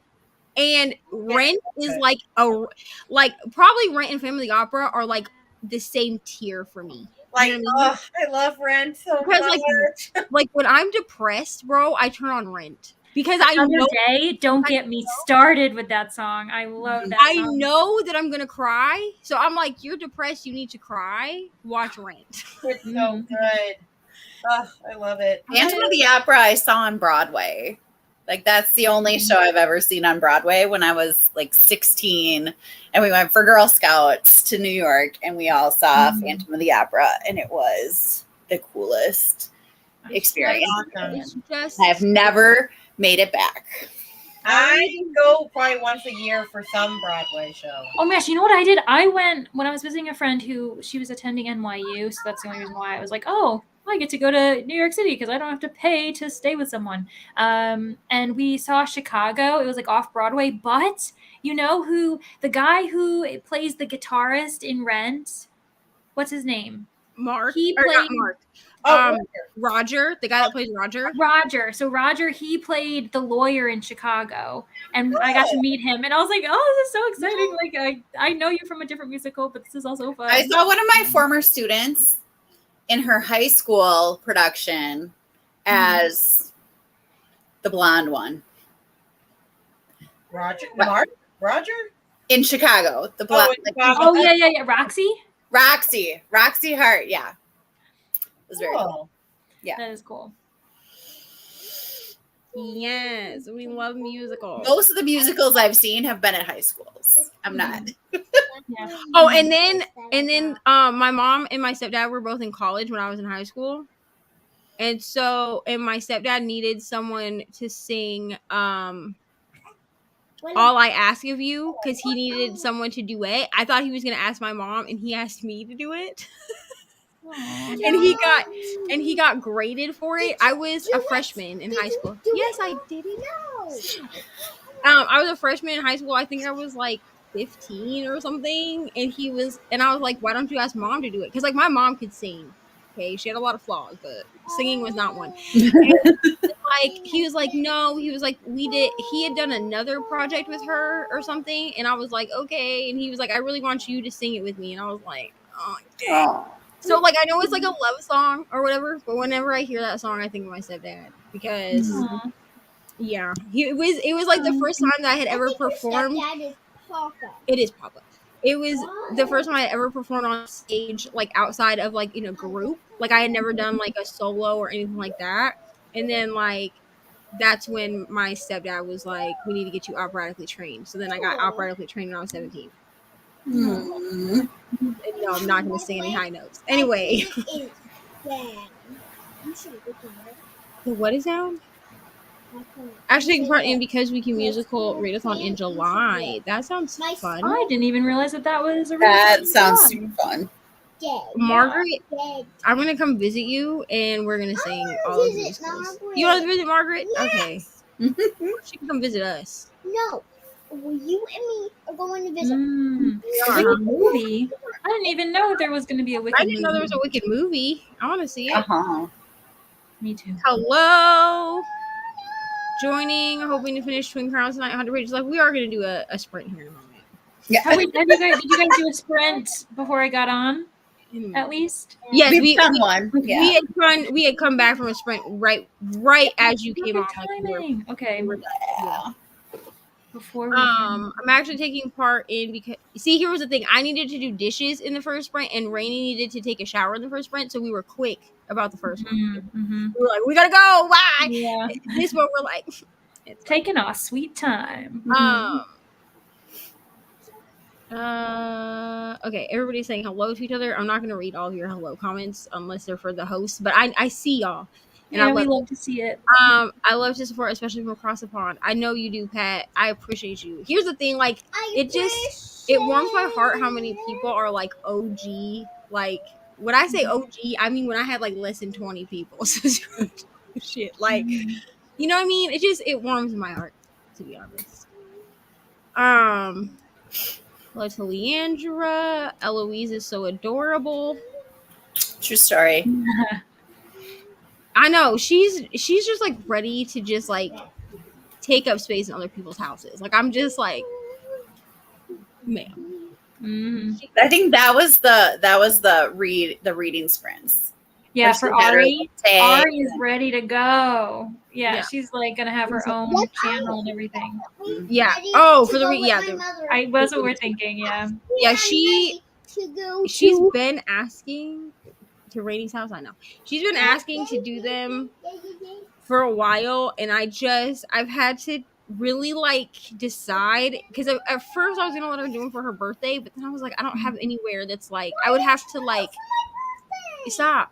I would have to like private it right after we did it, because like I'm just not comfortable with like Yeah, that makes Yeah. sense. like jumps into my channel or something. Like I'm pretty sure in my week in the life log you see her because she ran in here, and I was like, what are you doing? And like the only way for me to cut it out is that you see her for a minute, but like that's fine. But for her to do like a whole hour even of sprints, I'm just like, I don't know who's watching this. Yeah, I get that. I mean, if you see me on here, that's cool. Like, say what you want to me, but Yeah. Yeah. I was here for french fries or not potatoes. Yeah. A lot of people were here for that conversation. Ari was pretty convinced a while back that french fries were not potatoes. But now she does believe that french fries are potatoes. No, I believe potatoes are in french fries, and they are. I know. True. Dark Corners is a really green book if you want to be on the green team. That's true. As soon as you said that, I was like, oh, that's true. That announcement video is coming tomorrow, okay? Go click the little like notify button.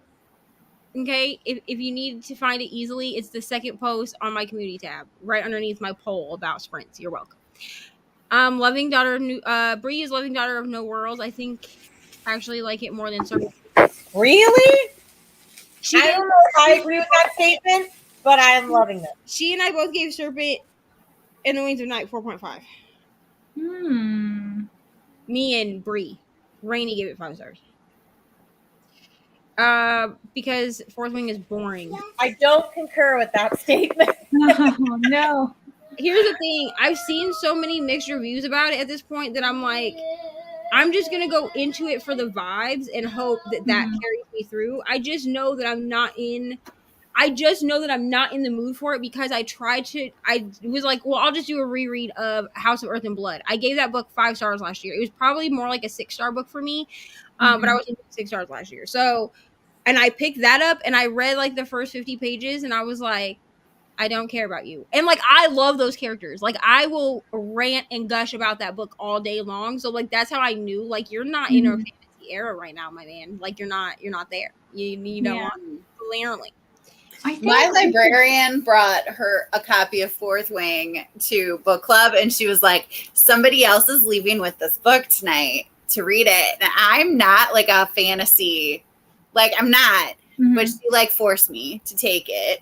And I was like, okay, but what if something happens to it? This is like not available anywhere. And she's like, that's my 4th copy. That's my copy that can be destroyed. And I was like, what? Oh my gosh. Who are you that you have 4 copies of Right. Yeah.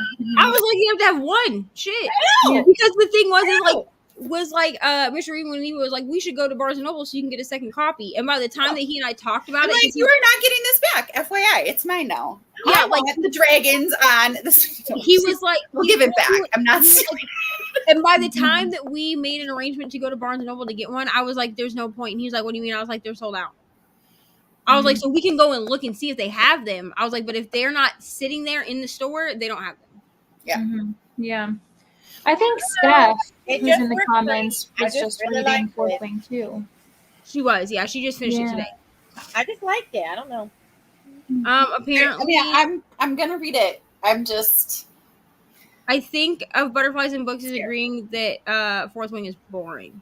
Oh no. Yeah. Very So good. I'm going to read Serpent and Wings of Night on June 1st. I'm going to check out Hunger Games readathon prompts. What is the opposite of weird? Oh, Phantom of the Opera, maybe? The fact that that's your favorite? I love that. I do not give up.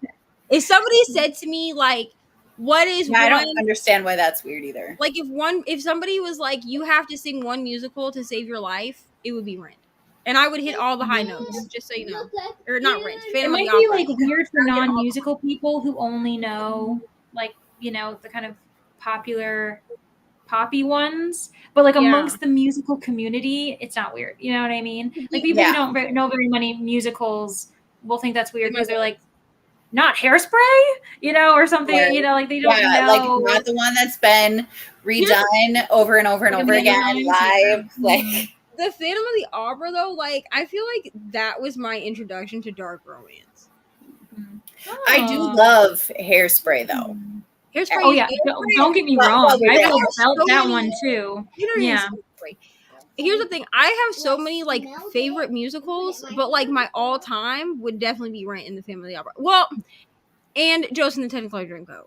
Just because like I saw it when I was 8 years old, and it's like it's a core memory for me. And so then when they did the first season of The Masked Singer, the peacock was Donny Osmond, and no one believed me. No one believed me, including Mr. Reading with Nemo, which, by the way, at that point, I'm also a Les Mis girly. At that point, yeah, I love Les Mis too. But at that point, he and I were like, you know, just friends, whatever, like that. And he was watching it, and he was like, I don't think that's who it is. I don't think that's who it is. Oh my gosh, I thought it was Donny Osmond, like right away, and No. So here was what gave it away to me was he said there was a clue where he held up the coat. Or no, was it the coat? Yeah, and he said, it was like this coat put me in jail or something like that. Like, and I was like, Jokes in the Technicolor Dreamcoat. It's Donny Osmond. I'm telling you, it's Donny Osmond. People were like, no other clues. Like, including the people that lived at the time, they were like, there's no other clues to make it feel like it's Donny Osmond. And I was like, I'm pretty sure they made a comment about him being Mormon. Donny Osmond is Mormon. Donny Osmond has 15,000 children. They talked about that. He's only got like 8 kids, but even so. Like, I was he doesn't have as many as Nick Cannon. Let's come on. I know. Yeah, right? yeah. You know what? Standards, right?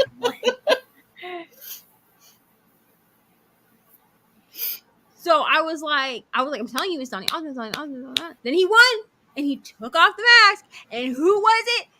Donny freaking Osmond. And I was like, whatever. And people in my house were like, I knew it was Wayne Brady when it was Wayne Brady season. Just when he started singing, I was like, yeah, that's Wayne Brady. Yeah. Yeah. Like, I knew the rabbit was the NSYNC guy.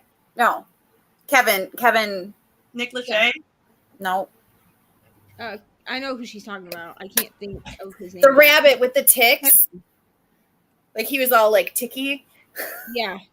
He would go like this all the time. Yeah.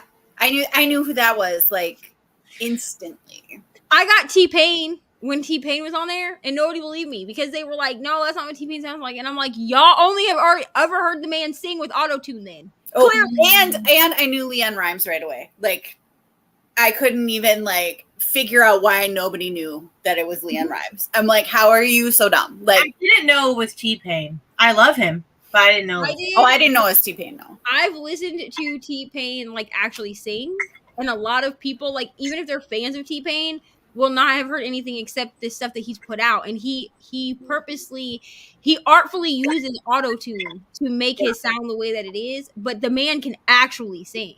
And I was like, it's so fake. And they were like, it's not T-Pain. I love that the girl from Glee was on it too.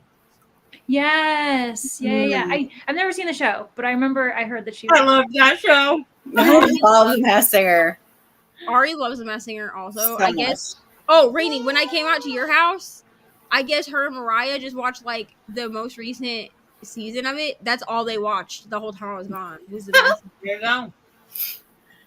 The UK editions being better, usually looking at you, the fragile threads of power. Yeah, I feel like the UK versions just their versions like they just automatically get prettier editions than America.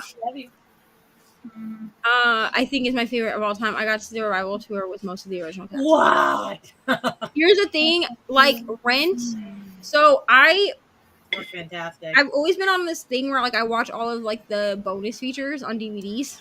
Oh, the new songs, Halloween, and so for Rent. So here's the thing. So for Rent, I am the queen of like downloading the soundtracks before ever watching the movies.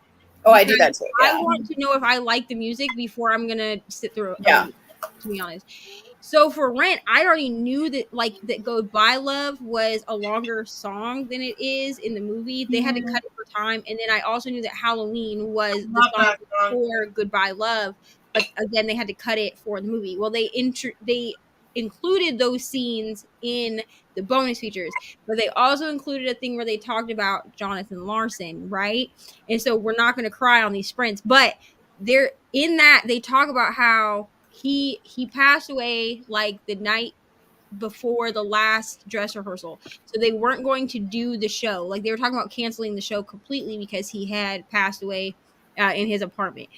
And then they were like, no, we're gonna do it because like people pay for it, so we're gonna do it. So what they did was they started by just sitting on this stage, just sitting on the stage and just singing the songs. And then they decided that they couldn't just not like perform it, so they ended up performing it. And at the end they said that for a good like 30 seconds it was just silent, like nobody clapped, nobody moved, and then all they heard was one like single teenage boy in the back that said thank you Jonathan Larson, and then everybody started clapping. Every time, bro, I cry every time I watch that. I'm like, oh my god.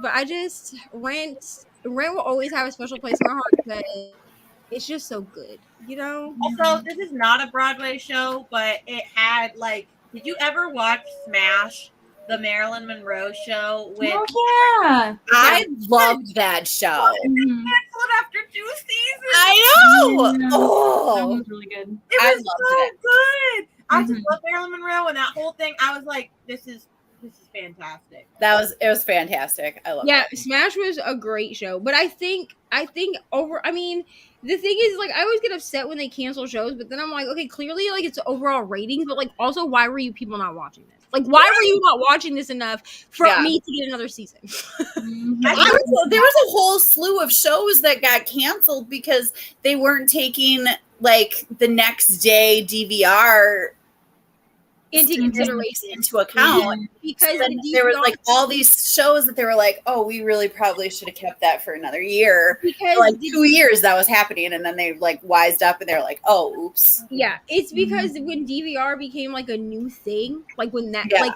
TiVo, like when TiVo came out, and so everybody was just recording their shows to watch on TiVo. Yeah. They weren't like taking in any analytics from those things, so they Yeah. were like, oh, no one's watching, and we're like, we are watching. Yeah, we are. We're just watching the next day. And then we're, you know, like fast forwarding through the commercials. That's it. Yep. Yeah. Favorite of all time is Bonnie and Clyde, but Wicked and Rent are both amazing.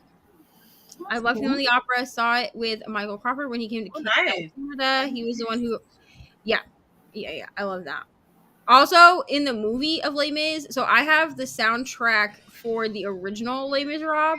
If you did not know this, now you know. But in the movie of Les Mis, the like the priest, he was the original Jean Valjean in like 1986 or whatever the fuck it was, 1984.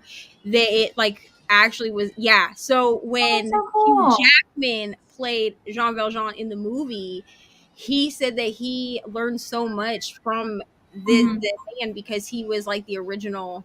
And then the chick that played Eponine, Samantha Banks, in the movie, she's also been in the Broadway production of that as well. And then the original Eponine played one of the prostitutes in the movie. You're welcome for all these fun facts. Wicked is top tier for me. If I need a good cry / powerhouse song, Defying Gravity all the way. Yeah. Yeah, that's a good one. Yeah. 2 of my students sang Because I Knew You. Yeah. Oh yeah. The last, you know, I can't say that I've been changed for the better, but because I knew you, I've been Yeah. Oh. Here's the thing. The one talent that I'm proud of that I have is that I can cry through tears. Because people are like, how do you sing sad songs? And I'm like, I cry. And they're like, but how do you sing them? And I'm like, I cry through my tears. That's fine. Yes, Adam Pascal is who played Roger. Roger. I've been in New York City several times, but have never seen Broadway. Yeah, I've never been to Broadway either. When I saw Chicago in Toronto, the lawyer guy was played by a Backstreet Boy. That's legit. That's whoever is playing this lawyer position is always someone really interesting. That's so Here's the cool. thing. I want to do just a Broadway show just one time, just so I can tell my friends like, hey, I'm on Broadway. right. Yeah. Mhm. I still have my Phantom of the Opera CDs as well. You also. I mean, do I have anything to play it on? No. Do I just listen to it on my phone? Yes, but I do have it. Yeah, but I will not get rid of my Phantom of the Opera CDs. Yeah, I want to see it. Hi, what? You can put it on your I do not have speaker. I don't have a CD player, bro. You could do it as an unlisted video and then give it to your Discord or just give the link to friends. Ooh, I could do that. Okay, maybe I'll do that. Okay, if y'all want Ari sprints, like send me a message or something on Instagram. Because I don't mind doing them. It just would have to be like a small group of like people that really want to be on them. They will be on my sprint. They will be, okay. And apparently Brittany, And that Reni, is Leandra, tomorrow. and it's not tomorrow. We're gonna have to plan it. And Amy, you Why have can't to we be. do it You the will day be after? on Ari sprints. Why can't we It's Okay? going to do be it a full at- house. You will be. From Granny's. Okay, I will Let's get do that. I will get with Reni, Leandra, Amy, and Brittany, and we will figure out a day. Do you want Kelsey too? Kelsey, Yeah. She's the other bestie. is she in the comments? She was a little bit ago, but you know Kelsey. I'll show you a picture of her later. I'll Fine, get with y'all. Kelsey. Kelsey too. Hi, Rye. There's so many crazy people on the internet. It's unfortunate you And- can't lock. Yeah, that's why I was like, when I eventually do a Patreon again, that will be part of like I a want perk. Will 1, be 2, like 3, 4. Ari content because Ari really likes talking about I her want books. only 3 people on my sprints actually. Okay, we'll talk about it. So only them. Only them. You don't want Brittany?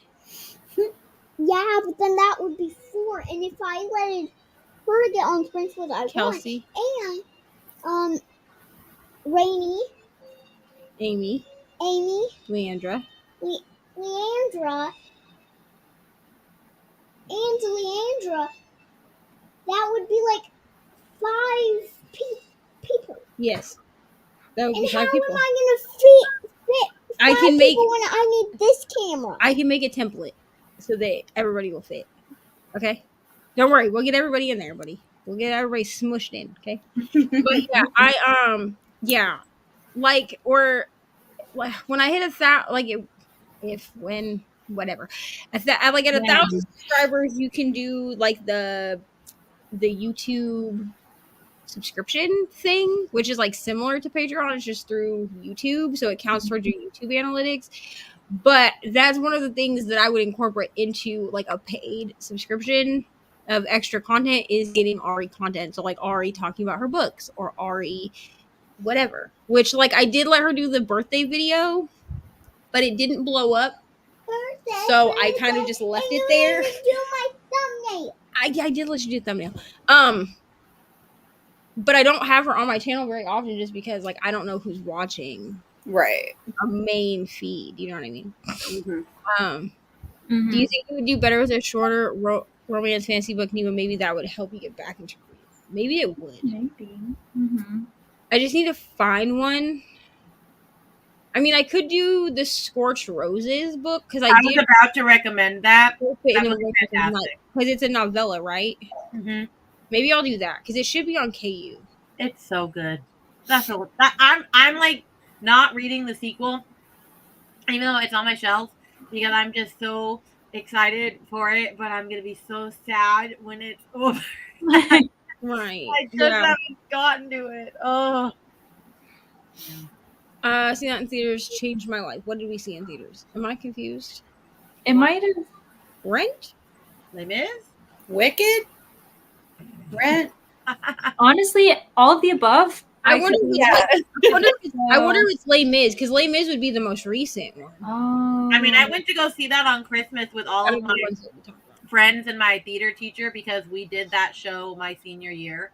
And so, like, it came out my senior year. So it was just like, oh, we can go Let's watch see it all. It was really Oh, cool. that's so fun. Yeah, I also don't want Wicked to be bad. I'm sorry. Cats was not good. Cats. Oh my gosh. Oh, Cats, God. here's the thing. I didn't even like the original Cats, if I'm going to be honest. Like, I thought it was creepy. But I kind of chalked that up to it being like the time that they did it. You know what I mean? Like they didn't have all. But the new Cats, when did that come out? 2019. I had such high hopes for it too because they had like Taylor Swift in it. Mm-hmm. Like they had a lot of big names. It was just and it was just Jennifer weird. Hudson was in it. Like I was gonna go see it in theaters because it came out. I think that one came out on Christmas as well, and I was like, no, I'm not gonna go see it in theaters. I ended up watching it on my 8-hour flight to California after my grandma passed away in 2021 because 2020. My grandma passed away at the end of 2020, and my dad was like, I need you to come out. I literally was in Iowa. I don't know why everyone decided to pass away in August of 2020, but like within like 2 weeks, we had like 3 people that just died. And I was like, okay, cool. So my dad was like, can you go back to Florida, get your stuff in order, and then come back? So like I went back to Florida for like 3 days and then flew out to California. So I was like, cool, 8-hour trip. They gave us like free movies on the plane. So I was like, all right, cool. So I watched Cats and I was like, stealing, which I did not want. I wanted it like here on the seat. And I was like, okay. And I was like, what did I just watch? Well, what was funny is when I went to go see the Taylor Swift concert, my friend who like does not love Taylor Swift was like, Reni, I'm with you in spirit. And then she sends me a picture and she's watching Cats with Taylor Swift, like the musical. And I was like, oh, are you having a great time? She's like, no, it really sucks. If I'm gonna watch like a movie that has Taylor Swift in it, I'm gonna watch like The Lorax or The Giver or whatever that love story was that she did with Taylor Lautner. You know what I'm talking about? Was it like Valentine's Day? Valentine's Day. That one. Yeah, I I'm gonna loved watch that one. Because here's the thing, Taylor Swift is like a good actress, but like Cats did everyone dirty. Like everyone that was in that movie, y'all all got done dirty. Jennifer Hudson got done dirty. Piers Morgan or whatever the hell his name is, he got done dirty. Taylor Swift got done dirty. I was like, this is not good. Like no, absolutely not. If you guys get a chance to see the musical version of Priscilla, Queen of the Desert, Never heard of it. Not either. I believe Donny Osmond was what it played Joseph in the production that I saw as well, but of course I was like 8, so like I didn't know like what we were gonna do. You know what I'm saying? Like I was just like, and the thing is like when I listen to the songs, I can literally see the things that happen on stage happening in my brain. Like it's quite literally a core memory in my head at this point. Also, we have got to sprint. I've got to finish this book. We're almost in the comments now. I need to finish 8 is close enough to 15K. Okay. What? I don't know. Yeah, I lost context. I lost the plot, I think, of this. I don't know what's happening. AJ. He was on Masked Singer. I think he was. No. Yeah. AJ McLean. Yeah. Oh. He was on.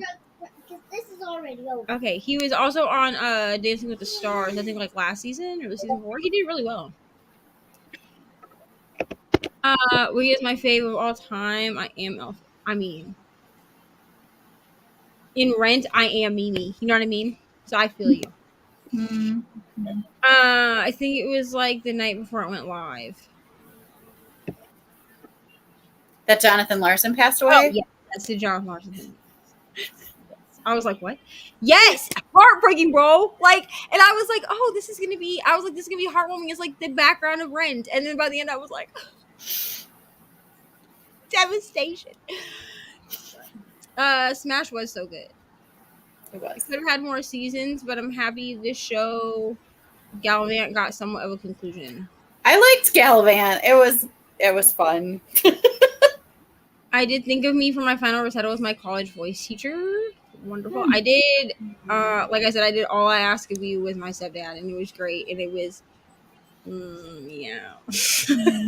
I was so scared though because like it was like his whole class had to watch us. There were like 50 students in this class, and then like they graded him. They weren't grading me, but like I felt like I was being graded. Like I didn't realize it was like a live performance. You know, it was like a live performance, and we wore like period clothes. Like we dressed for the part and shit. Like he wanted to do the whole thing. I was like, That's awesome. Yeah, I was so scared. I'm not gonna lie to you. Hugh Jackman. Hugh Jackman is one of my celebrity crushes. To be honest with you, if he called me tomorrow, I would be like, Yeah. I gotta go. He also Just seems like such a nice person. Like I his think I've wife, heard really good things. his wife seems so nice too. So like, I would never actually sleep with Hugh Jackman because I would never want to hurt her. You know what I mean? For good, I sang that for my high school drama club. That's awesome. Yeah. Oh, okay. Phantom of the Opera in theaters. Because then she talks about the chandelier when the chandelier swings. Mm. Yeah, chandelier going on that huge screen. The dust blew away. I Yeah. bet. Yes. Epic fail. Epic fail. Okay. Yes. The concept of it was not good. The musical numbers are fine. Like I'll listen to the soundtrack.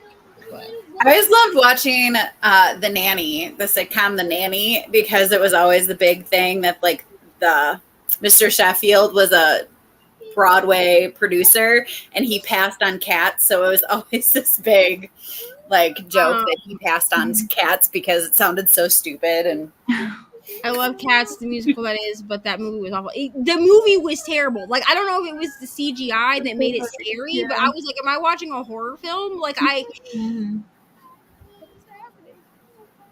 Mm. They need to stick with something more like the original costumes. Yeah. Yeah, I think they got like too excited about the idea of like, oh, we've got all this technology, and it's like you don't because have you can does not mean you should. So yeah, like exactly. You know who said that in Jurassic Park? Jeff Goldblum. we had like 15 different species of cats. Like we didn't need that. Mm. I didn't need a fat Siamese. You know what I'm saying? Like what are you doing? No. Mm. Donnie was the OG Joseph. Yes, he was. Oh, she was talking about 8 Oh, kids as close because you said he had 15,000 kids. We understand. Yes. That's so Hello, funny. Nell. Hi. Hello. Nell's over at Nicole's friends too. I led AJ McLean on Celebrity Drag Race. I did not know he was on Celebrity Drag Race. I knew he was on Dancing with the Stars because I did watch him on that, and he did really well. He didn't like make it. If I remember, he made it like maybe halfway, but I don't know. I feel like he did really well. But also, AJ McLean holds a special place in my heart because he's also a recovering drug addict, and so. I'll be right back to start this sprint. Okay, hurry up because we're about to start it. Secondhand White Baby Grand song from Smash always makes me cry. Joey Fatone is the one I was thinking of. That was the rabbit.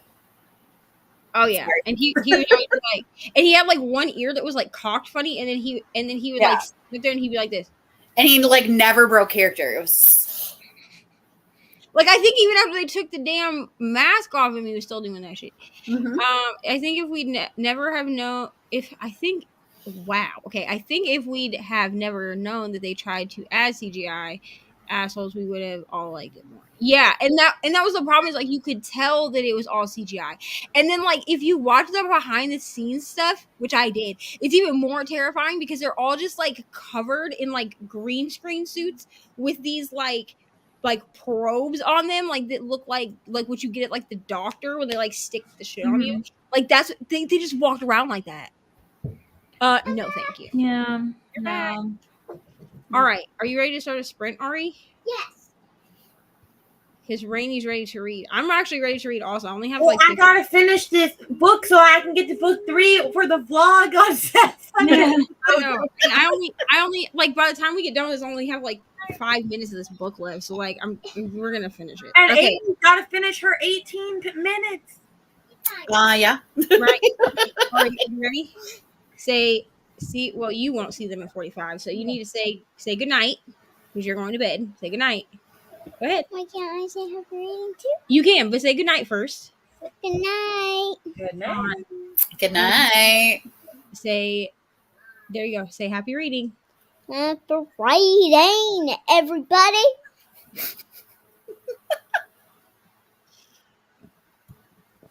Can you tuck me in?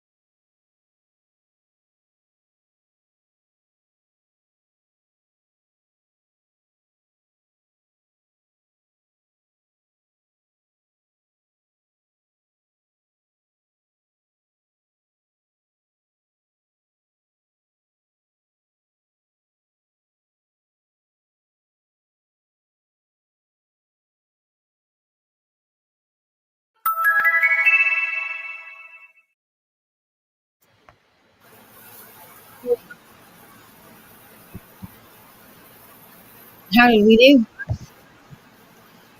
Good. I got 30 pages through the Hat Makers. And yeah, it's very nice break from my nonfiction read. Highly recommend. Pair it with a middle grade.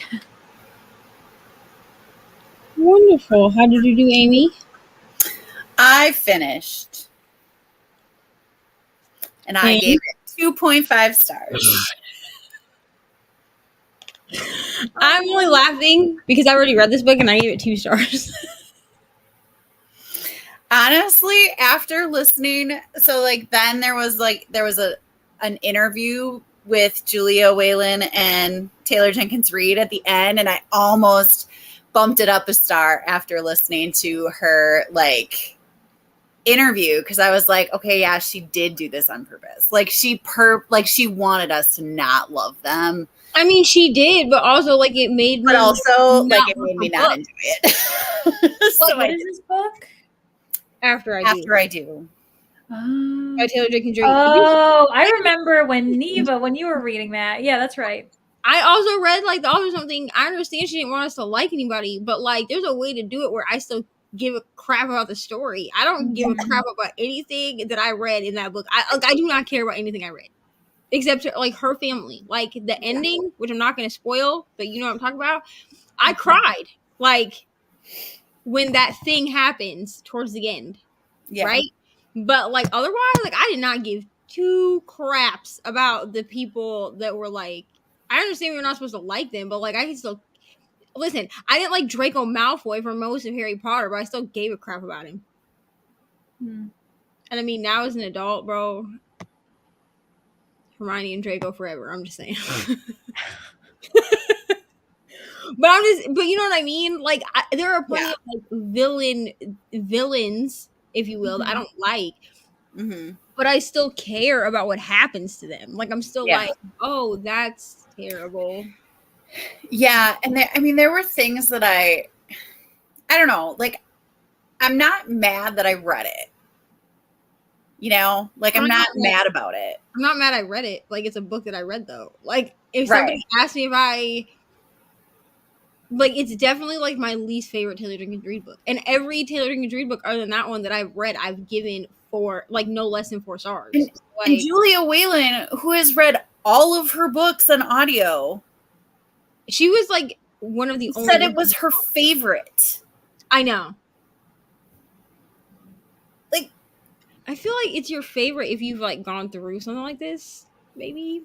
Is that what I'm missing here? Like I've never been like, is it what I'm missing? Because I connected with Rachel and what like Rachel said, like specifically about like whatever, and even like I don't know. I don't know. I couldn't connect with Lauren and Ryan, and honestly, like they do deserve each other. Like they really do. And my question is like y'all didn't think to like here's the thing. And I don't really feel like this is necessarily a spoiler because like if you know what the book is about, like the premise of this book is that it's a married couple and they basically like fall out of love, whatever, and instead of getting divorced they decide that they're going to take a break for a year with no contact, so they can have no contact for an entire year, no matter what. That's the only rule. There's no other rule to it. Fine, great, okay. I was on board for this premise, so I just need everyone to know that. Like I was on board for this premise of like, okay, no contact, blah blah blah. It felt messy to me because they don't seem to like, neither one of them moves like out of the place that they live. So like I'm like, okay, well you're gonna see each other, like the city, but that's fine. Like they're not in the same. Like they're like in the city, like the city that they live in. So I was like, theoretically, you're still gonna run into each other, like especially if you share like friends and stuff. But that's fine. You know what I mean? Like the premise of this book was good. The problem that I had is that there was a thing that they both did, but you only know that she did this thing. And it's really like, that probably is a spoiler, but it really is a thing. It really crosses the line of like, personal It's a space huge invasion. and boundaries. It's an invasion of privacy. Yeah. I think you told me about this because I was like, Yeah. I'm never going to read this. So I think I know what you're talking about. And at the end, oh wow, Slam came in. Shit. Okay. At the end, sorry. I have Slammed, which is like the first book in the Slam series by Colleen Hoover that I need to read for this vlog, and it told me 12 weeks and it just came into like, That's always, honestly, that's always what it is. I actually prefer when I'm like, okay, I planned this. I wanted to take that many weeks, and then it like comes up right away, and I'm like, no. Yeah. Oh, actually, it's just Speaking of, if people have Hoopla and you haven't used all your borrows, use them up. The month is ending soon. Yeah. Okay. Now, of course, I'm sitting here like, okay, what do I get? I know, I'm think pulling I out my have phone one right left. now. No, I have two more left. I only get 6 borrows, and I have 2 more left. I get only 4, and I have 1 to go. I got to borrow. I pushed it back 3 days because here's my thing. Colleen Hoover books do not take me long to read. The 2 that I have read for this vlog so far, it's literally taken me like 24 hours to read each book. Like it was like 24 hours to read the first one, then 24 hours to read this one. Yeah. So they don't take they're very like quick reads for me. No. So here's the thing. They do that, and then you find out at the end that he was doing the same thing, but because we're following her story, you don't know that till the end. The other thing that I have a problem with is he asks her a bunch of questions, and she asks him questions too about things that were happening when they were in this separation period. But then y'all never thought to go to counseling? Like y'all thought, oh well, like he literally says, which I don't feel like this is a spoiler. Okay, they date other people because like that's not a rule. Like they can date other people, and Like they're supposed to date other people. They're supposed to date other people to make sure that they like want to be married at the end of this 1 year or whatever. He literally says to her, he literally tells her to tell him the things that this dude that she dated, messed around with, whatever for a while, what he did to her, and to tell him exactly what this dude did and how to do it. That doesn't seem. No. He told her because in one of the things, she had said. She had gone off because he doesn't say what did he do to you. He says tell me what you want, because she was complaining that he never asks what she wants. So he just said tell me what you want. But he only I need to know what you want. But he only did that because of a reaction to the other guy. Yes. And it just is. But yeah, they needed therapy, and there's a character who legit tells her that she just needs to get laid and everything will be great. I hate her. Is the worst, like my least favorite thing in books ever is that. And when I'm liking a book, I can almost look past it without wanting to throw it against the wall. Like I want to throw it against the wall, but like I'm okay with it. But like I was not liking this storyline to begin with, and then Mila and her just look. No, lady, go get therapy. Get therapy. But the thing is like she's also like supposedly like so upset in her marriage that she makes comments about like I wish I could do this with my wife. If it were me, I'd be doing this. Stop it. Like, what is wrong with you? Mm-hmm. Stop trying to break up Lauren's marriage so that you can. Yeah, no. I hated Mila. I hated her. Actually, I don't even know if that's her actual name. Honestly, I hate her. I hate her so much. You might have even forgotten her name.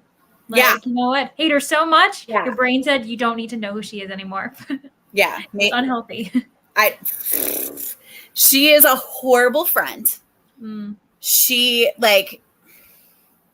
whenever she does something nice for Lauren, it's because something happened. Like she gives Lauren a coffee one day because they gave her the wrong one.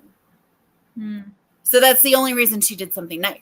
Like, yeah, it's like passive. She's a bad friend. Mm-hmm. She's a bad friend. She's a bad partner. Like she's not. She's a terrible person. She's a terrible person. She's a terrible person.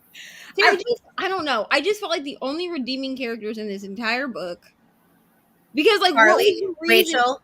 Yeah, what was the reason that we weren't supposed to like the best friend? That wasn't explained to me. I understand why we're not necessarily supposed to like the main two characters. Yeah, but like, why did she write the best friend so why did you write the best friend as such a crappy best friend? Like, I don't understand. Oh, like, she's awful. She's so bad. I hate it. I think like you're just supposed to get like that perspective, but no. This level of toxicity is not okay or healthy. Yeah. So I got to 69% of this book. I have 17 minutes left, so I'll finish in the next sprint if you guys are willing to hang out with me for another sprint. I know we talked a lot in the last. As long as our next sprint is before 3 hours from now. Yes, I was gonna say. I was like, if we can get to this a little bit sooner. Hello, Sarah.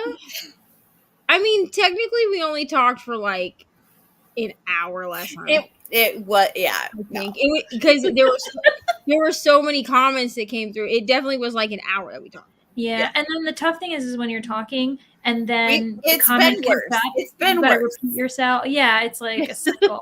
Yeah. Yeah. Good night to Jazz. She went to bed. I also know that Margaret went to bed as well at the beginning of the Yes. I have about 60 pages left. Wonderful. So exciting. 40% of Daughter of No World's wonderful. Okay, the fact that Bree is liking this one better makes me want to read it, but I do think I need to read some kind of a novella that's a fantasy romance to just try to like work my way in. You know what I'm saying?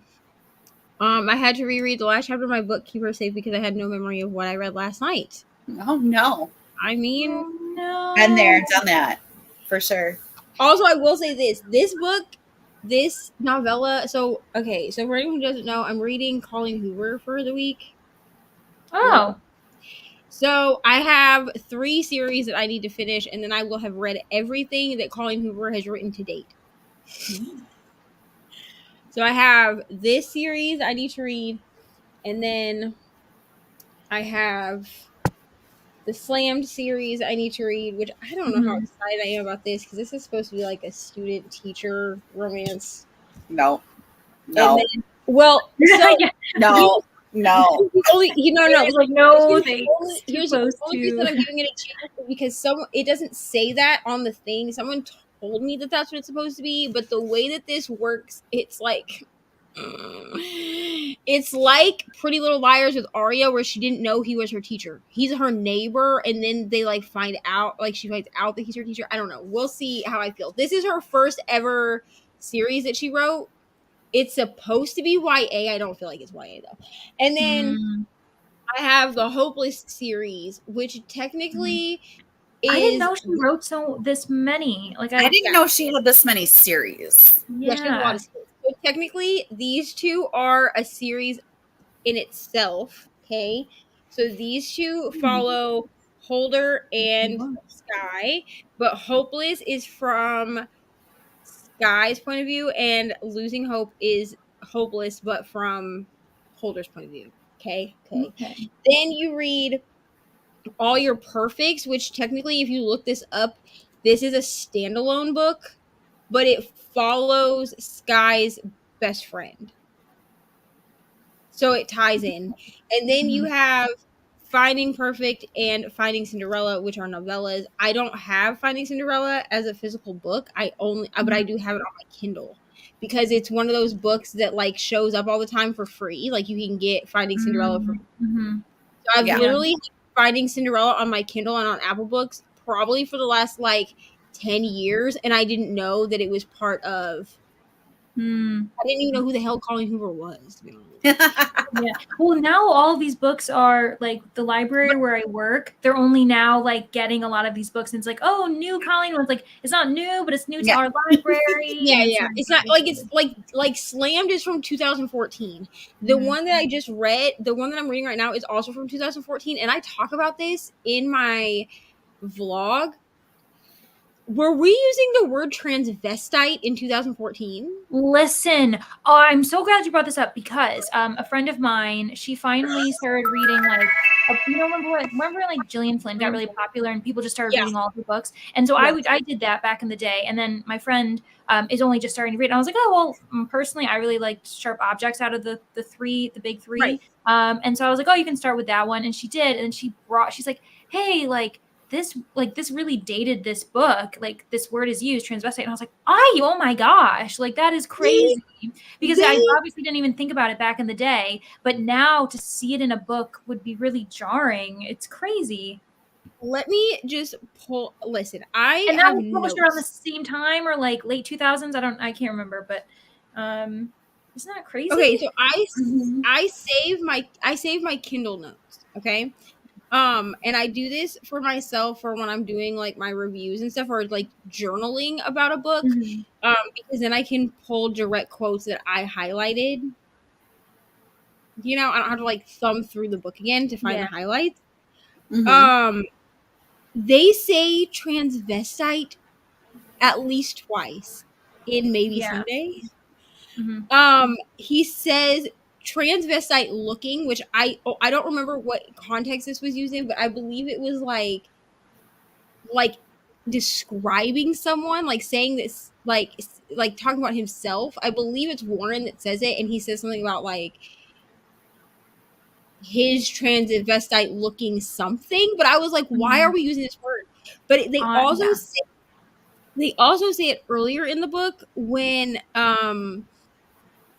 Ridge, so the main male character Ridge is deaf, which it kind of makes the whole book like, that's like, you know what I mean, like it's a big thing for the plot, but he's deaf, and his girlfriend Maggie comes over and she's also deaf, but her hearing loss is mild, so she can wear like hearing aids and she speaks and stuff like that. Anyway, but she comes over and he asks her if her bra is new, because they're like, you know, gonna do things that grown people do, and he was like, is this new? And she was like, yeah, I bought it for you or something like that. And he makes and he was like, he said something about like, I'm so glad that you encourage my transvestite tendencies. And I was like, what? No, that's not funny. Yeah, it's really crazy because it's like back if we were reading this during the time it was published, like not everyone, but a lot of us wouldn't even think about it, whereas now it would take me out of the book. I'd be like, quite literally, no. In this vlog, I quite literally say that the only time I'm going to sit here and take transvestite in anything in 2023 is if I am watching Rocky Horror Picture Show, which is it's a classic. But that's the only time that it doesn't just give me the ick, like to hear someone say transvestite, because that's not a word that because I feel like it's also oftentimes like the versions we're explaining, it's like at, you know, a certain group of people's expense. It's not like it's meant to be degrading and like you know, a bad humor kind of thing. Like it's not someone who's like from that community like embracing themselves and feeling like they're being accepted. It's very much coming from people who are not a part of like the trans community saying these things, and like that's and so because I was like, because I think I even say in the vlog, in my vlog, I think I'm like, you couldn't have said like my drag queen tendencies, like, because really, I mean, if we think about it, really anyone can be a drag queen. Yeah, I mean, does anybody recall back in the day with Shakespeare and that? Only men on stage, like pretty. Right. You know what I mean? So like, I mean, anybody, like really anybody can do drag. I could go do drag as a male character. Like, you see what I'm saying? Yeah. So, like, but why did we have to say transvestite? Like, why is that the word that we use? And then I was like, I even checked like on the vlog, like you see me do it, and I'm like, let me get my computer and like look this up, because I was like, when did this book come out? Because she had a lot of series that came out back to back, right? So this was one that came out like slammed the Hopeless series and the Maybe Someday series all came out around the same time. Like they were pretty back to back. And the How amazing can anybody write that many books in that short of time? because this one came out in 2013. So the Hopeless series came out in 2013, and I think Slammed may have come out in 2013 as well. These I can actually okay. So within a year of each other, these all came out. So Slammed came out in 2012. The Hopeless, at least the first book in the Hopeless series, came out in 2013, and then Maybe Someday came out in 2014. So I was like, were we using this language in 2014? Because it literally made my skin crawl. Like it, like I literally was like, yeah. I feel like even 2014 feels late for that word to be used, in regards to the era of when it was like kind of viewed as acceptable. But I can't remember. Yeah. and I mean, it had to go through a publisher.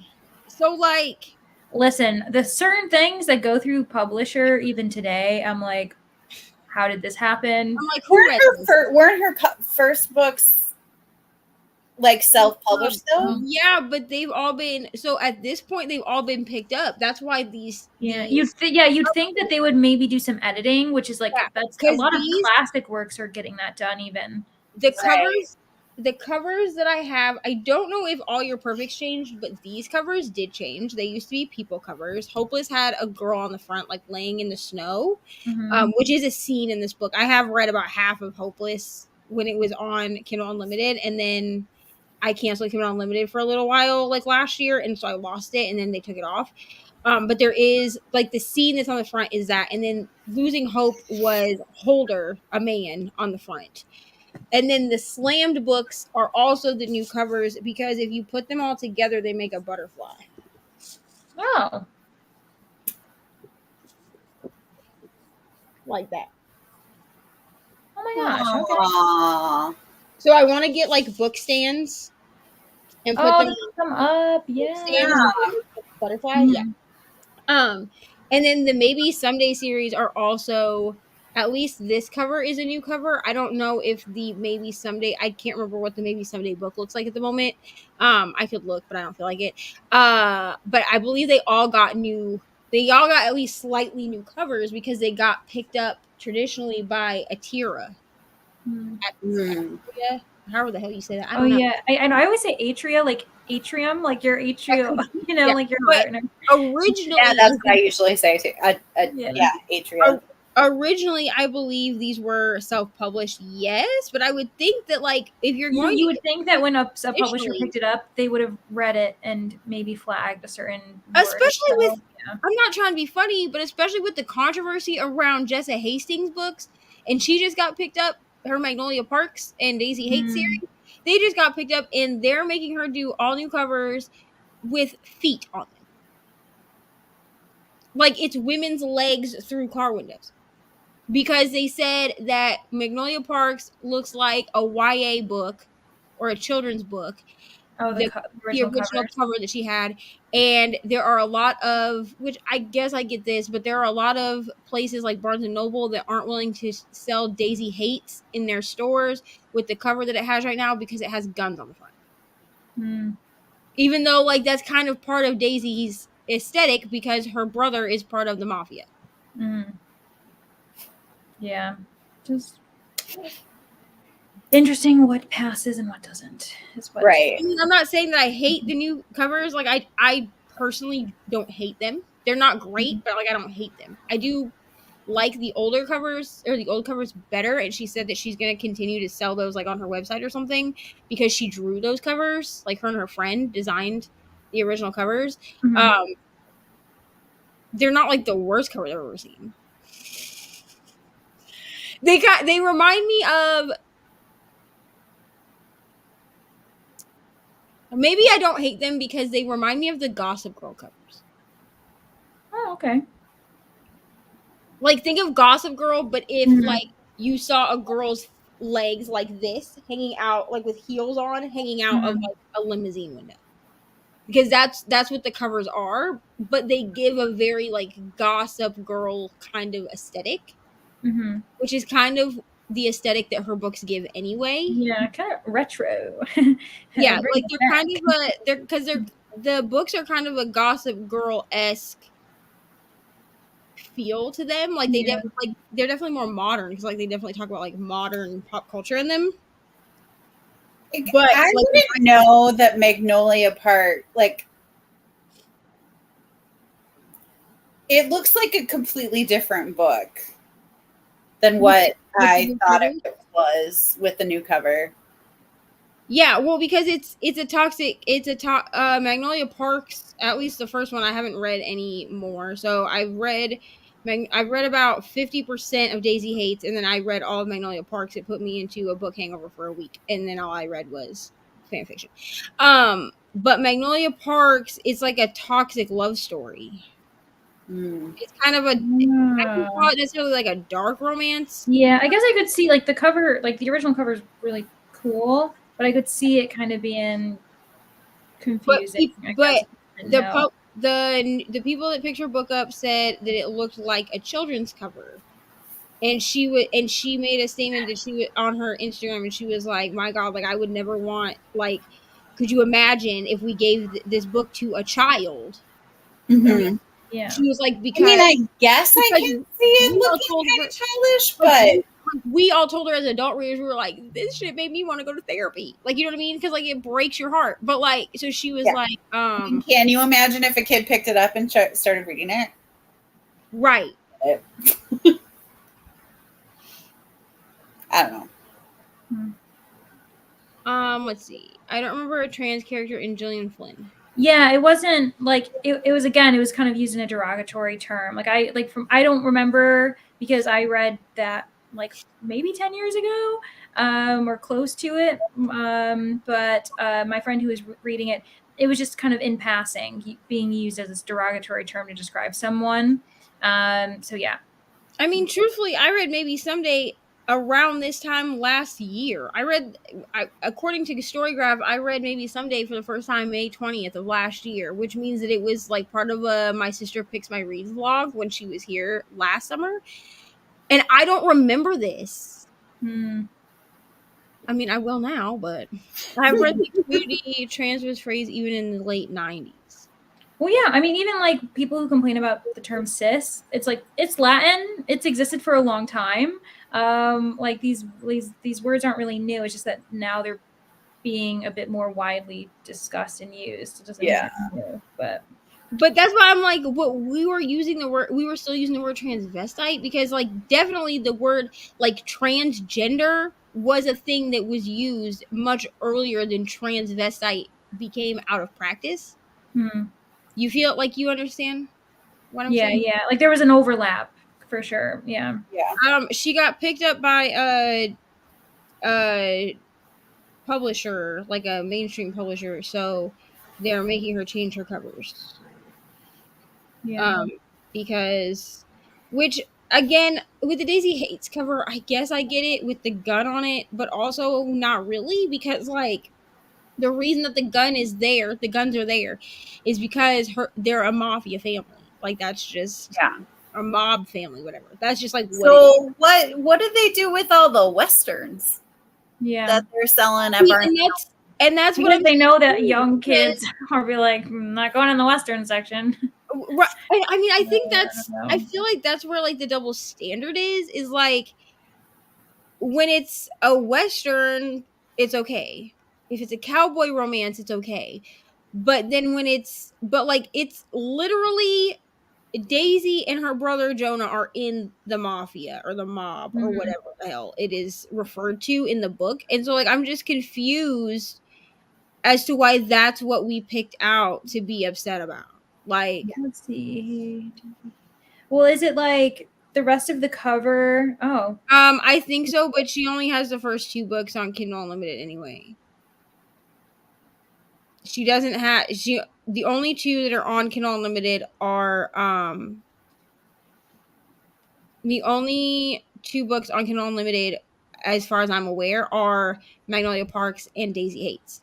You can't get any of the rest of the series on Kindle Unlimited. So for me, you can't get any of them on Kindle Unlimited.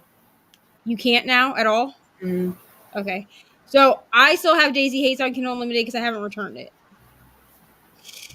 fair enough.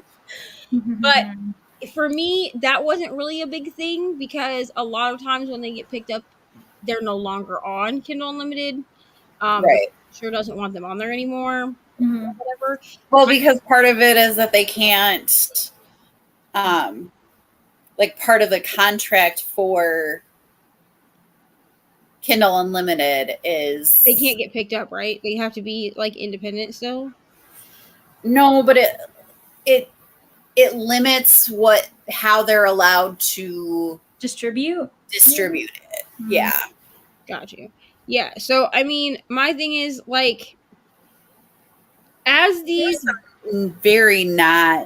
There's very like mainstream books on Kindle Unlimited. So there is because like Colleen Hoover is on Kindle Unlimited. Yeah. And Reminders of Him is on Kindle Unlimited, and that was not a self-published work. Right.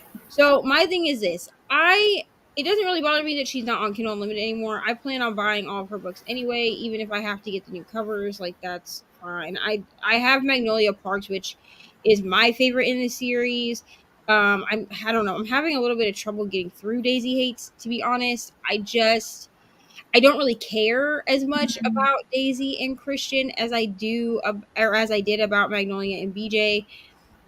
I have the original cover for Magnolia Parks. So that would really be the only one in that series that I would be like upset about not having because you can't buy it right now. I don't mind buying new covers. And then like it doesn't bother me really that she got taken off Kindle Unlimited. Theoretically, she'll start being in libraries now. Yeah, that's true. And you can buy off of, you can buy from Barnes and Noble or whatever like that. Like I'm thinking about pre-ordering the new covers for both the books just so that they're matching. But I mean, me personally, I don't mind having to buy books off like physically, or I mean, I really can't do more physical books. I haven't. Okay. But I don't mind having to like purchase a book from someone, like from an author, if I really want to read it. That doesn't really bother me. Yeah. It doesn't surprise me that she got taken off of Kindle Unlimited. That doesn't mean that she'll be off Kindle Unlimited forever, because like the Someday series is currently on Kindle Unlimited. That's why I'm reading it right now. It's because it's on Kindle Unlimited, and the waits at least at my libraries, the waits for Colleen Hoover books are months out. That's why like I was surprised that Slam came through, because Slam told me that it was going to be 17 weeks before I could get the book. So like I was like, okay, great. You know what I mean? Yeah. And I was like, if I really need it before then, I'll just buy it.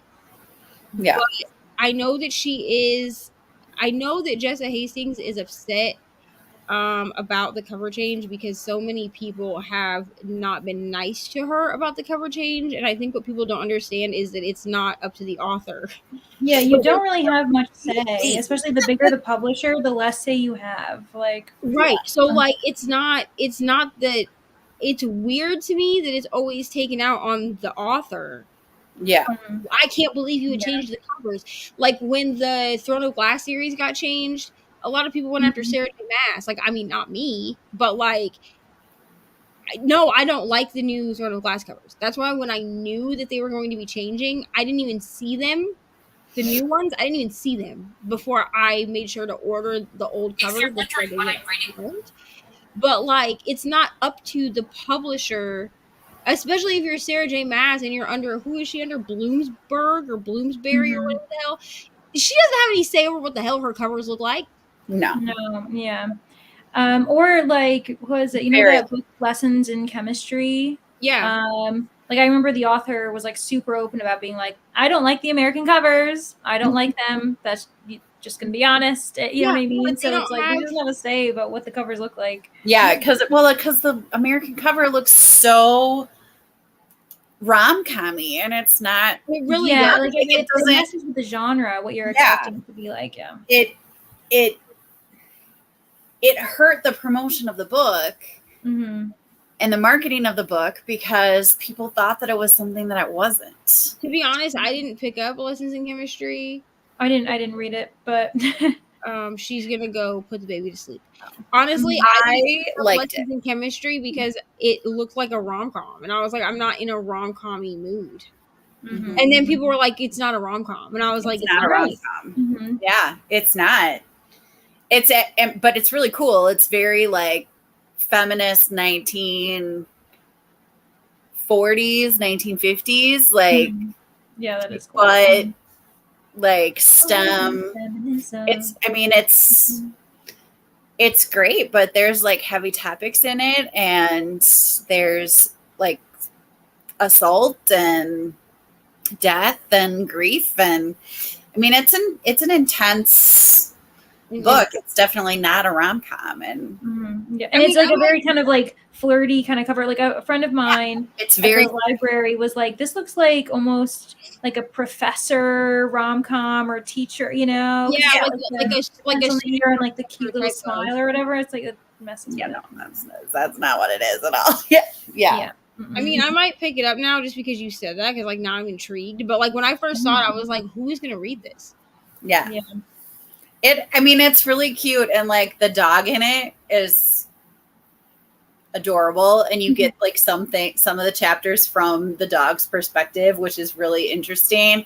But like, I mean, it like takes away some of the seriousness. Like there are things that take away from the seriousness to like kind of lighten it, but it's not like it's not like a lighthearted book. But it's not lighthearted. Yeah, it's not. Yeah, not lighthearted. No. I mean, it's a woman in the 1940s trying to be a scientist and being treated like absolute garbage because she's a woman and she isn't allowed to do anything that she's supposed to do. And how dare you become a scientist? And she's trying to raise her daughter by herself as a single mom, and like nobody wants her to be able to do that. How dare you do these things in 1940? So like you were supposed she's got a lot of stuff going against her, and it yeah. But I just feel like, you know, my platform is not very big, but I'm just saying, like, if anyone listens to me when I speak, don't go after the authors for covers, because like they don't get like, unless they're a self-published author, they have no say over what their cover looks like. And once they get picked up, or if they get picked up, their cover is going to change theoretically. Like Emily McIntyre got lucky, and so did Sophie Lark. They both got lucky that some of their covers didn't have to change, or didn't have to change as much, because like the villains series that Emily McIntyre does, I think what changed was the feel of the cover. So like it went from like a shiny it went from either shiny to matte or matte to shiny, but like the cover itself, like the graphic was still pretty much the same. But they're only going to do that if they feel like your book can be marketed that way. If they're like, your book can't be marketed this way, so we're going to have to change it, like they're doing Just Hastings. But obviously, as a self-published book, they were able to market it well enough that it was picked up by a publisher. And that's what feels weird. That's what feels weird to me personally. I understand, like with dark romance and stuff, having like a hot man cover, and then having like a more discreet cover, or a cartoon cover for rom-coms. Like I get doing that. I get having two different covers. What I don't understand is why you want to be changing out people's stuff when clearly it was sold. Because like I bought Magnolia Parks at Barnes & Noble. I didn't order that off Amazon. I walked into my Barnes & Noble and they had one left like in stock right then, and he told me that they were getting more in stock like later on. But I mean, I was already there. And I bought it at Barnes & Noble. So like clearly like it was already that book at least was being sold. Yeah. In stores. So like I don't know. It feels weird to me. Sometimes I feel like the publisher just wants as much control as possible. You know what I mean? Yeah, and it might even just be like their brand, so that they can like match other books that are under their umbrella. Like if it matches the vibe of like covers they have, maybe they've got certain contracts with people who make covers. Who knows the crazy red tape. And I just feel like I do agree with you though, Amy, that like obviously these self-published authors were being able to, even if it was just through Kindle Unlimited, they were marketing their book well enough for it to get high enough ratings and high enough up wherever into the bookosphere that they got picked up by a publisher. Yeah, anyway. like they got your attention. So like now you want to change it. That happened. And sometimes it's even harder to market a book once you change the cover because people don't like the cover, or they don't understand, like, or they don't recognize it, or they think it's a completely different book. Like, you know what I mean? Mm-hmm. Yeah. It's not right. You know what I mean? This is why I can never be a writer, because I would riot.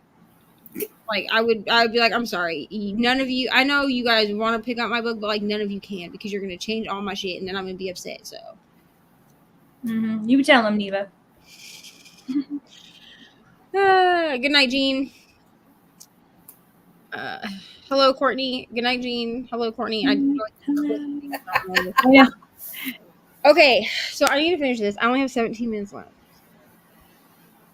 But this book is already going to get a better rating than the first one. And this is a novella. So the first one got 3.75 stars. Here's the thing. I don't like cheating anyway. But I really don't like it on page. And here's the thing. Like, the way that it was handled, and maybe someday was, like, fine, I guess. Like, I understand why it was handled the way it was handled. You understand? Like, it's fine. I've already ruined it in the vlog. So if you don't want to hear spoilers for this book, click away. But at this point, maybe be like, when my hand goes down, you can unmute me or something. When I put the Kindle down, there we go. Come back.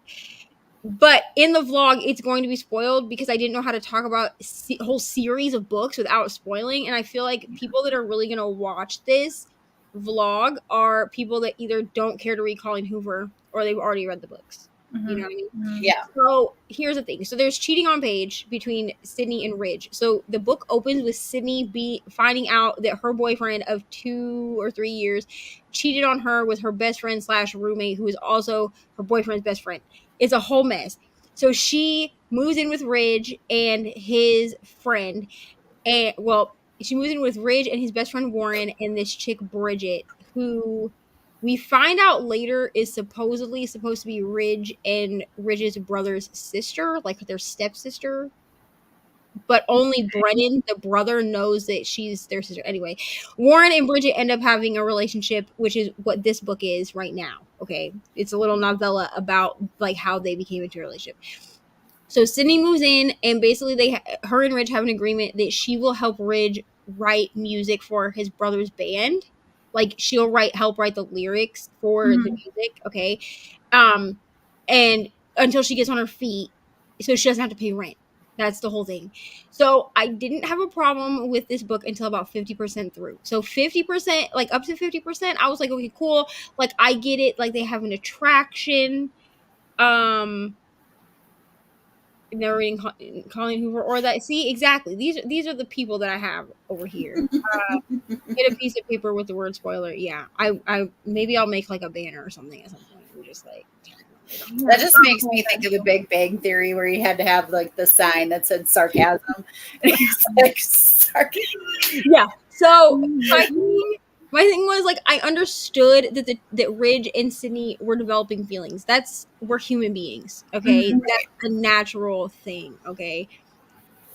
Hopefully none of them are watching this, but I know for a fact that a couple of the dudes at my work think that I'm attracted. That's really nice of them. But like that's just like a natural thing that happens. That doesn't mean you have to act on it, okay? Well, they kiss one time, which is not great, okay?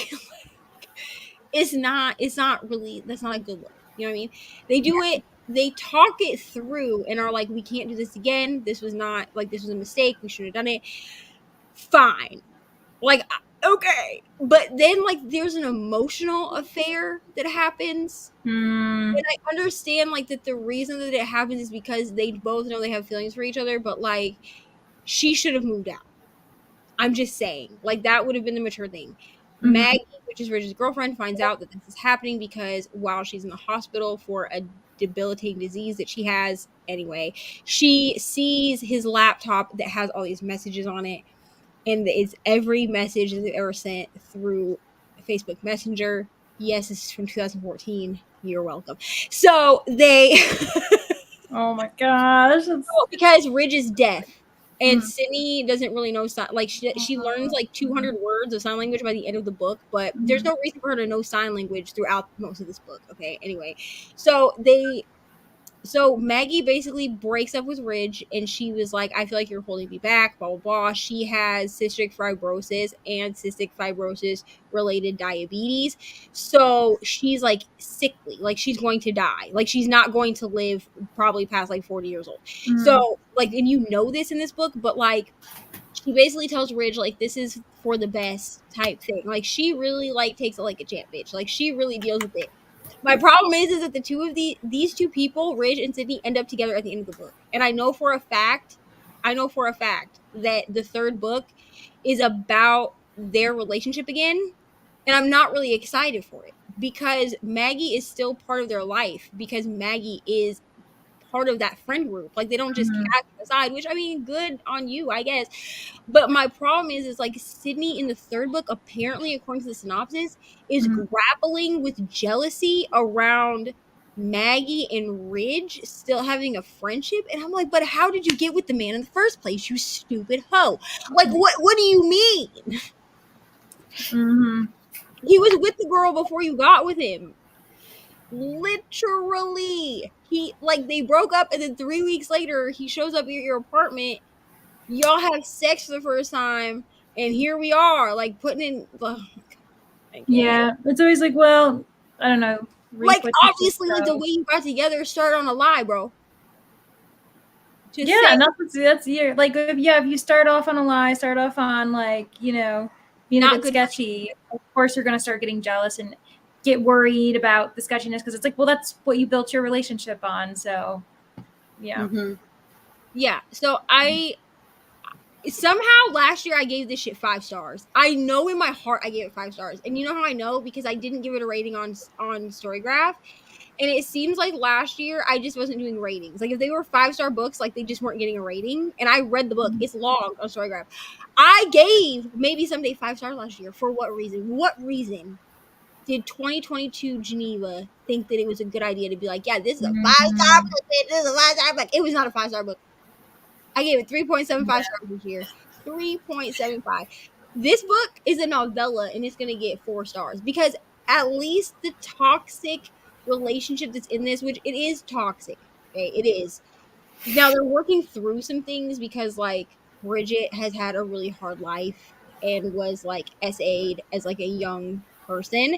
And so she has to like work through that when she gets with Warren because like when she has sex, she just wants to take all control and she just like gets the other person to their finish line and then is like, I'm good, and walks away. And he was like, but you didn't finish, bro. Like, what are we doing? Like, like he's like they're good together, but it starts out toxic. You know what I mean? Yeah. But like at least going into this one, I knew that that's how it was. Like I knew that she was very jaded, and he would like it's very much like reverse Grumpy Sunshine. Like she's like an asshole. Like she's just a bitch. Like she just does not care about anybody. She just like screw you, screw this, screw everybody. Like, but you know that that's her character, and you know that his character is very like cinnamon roll sunshine. Like you know that. So like reading this, I'm like, okay, it's not great.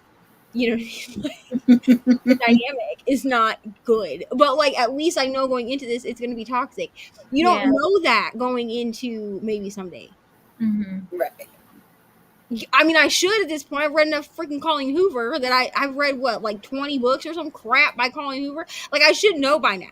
Yeah, I guess it's on you. That's true. Fool me the 20th time. You know why? It's because she duped me with that stupid it starts with us book and made that like an actual romance that didn't rip out my heart. But I should have been prepared. I should have known that clearly that was a one-time experience. I didn't even like that book, to be honest. I gave that book like 3 stars because like I really didn't even like it that much because I was like, where is the devastation?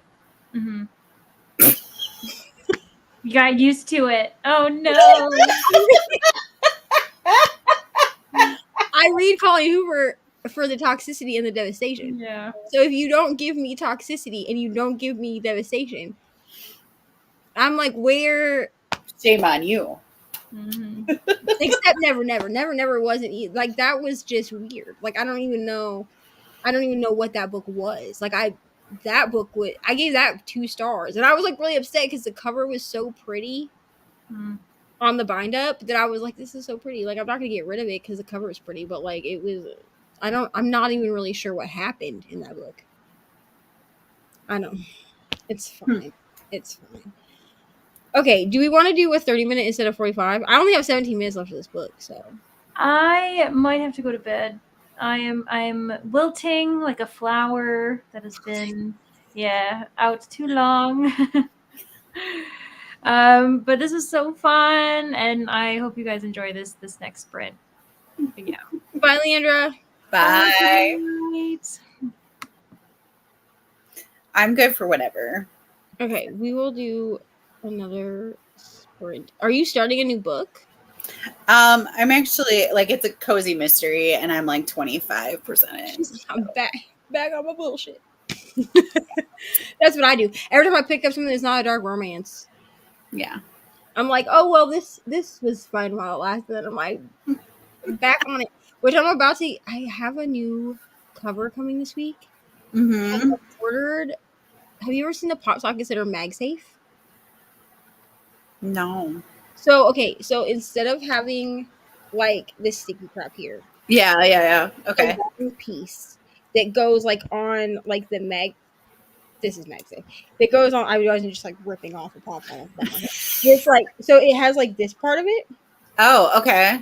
So I got so the other day or yesterday actually, I was looking through like my what are they called on YouTube shorts? Yeah. Yeah. So I was looking through my YouTube shorts, and one of the girls that I follow that reads on a Kindle, she was doing like a short for like a Kindle makeover, and she bought like MagSafe stickers so you can make any case MagSafe. I didn't even know that was a thing. No. She stuck it like on this part of the Kindle, and then she bought a clear MagSafe pop socket because it still has the tops that you can switch out the tops. Uh-huh. Stuck that on there. It changed my whole life. So I was like, I need a new case anyway because I don't like where this pop socket is placed anymore. Like it doesn't feel very great in my hands. So I've been holding it a lot like this, like without the pop socket, like using the pop socket. So I was like, well, I need a new case anyway. So I was like, I'll just go ahead and I'll try this out because the worst thing that happens is that I hate it and then I have to just peel the MagSafe sticker off, but like there's no like damage done to my case. So I ordered it and of course like the pop socket and the MagSafe sticker are coming today. But the or tomorrow morning, but the case won't be here until Saturday, which is fine. But she was like, yeah, I can take because she was like, I can take she can take the pop socket off. So like when she does like her stickers and stuff, because she does their stickers like I do, where she like lays them on the Kindle and then pops it on there. She was like, I can take the thing on and off, and you can buy more than one. Like they have different colors for the MagSafe pop sockets. Oh. You can like switch it out. I didn't even know you could get MagSafe stickers. I just figured that your crap was MagSafe compatible or not. Yeah. Nice. Yeah, so we're changing that whole thing. I mean, I'm still going to use my probably reading smut pop socket top. I'll just switch it out on the clear one. Thank you, Leandra. Good night. So nice of her. Okay, Jean. All right. So, do you want to do 45 or do you want to do 30? Whichever. Okay, we'll do one more 45 because that will give me time to finish and then do a vlog update. Because I'll probably rant for 15 minutes. Okay, we'll see everyone. Sounds good.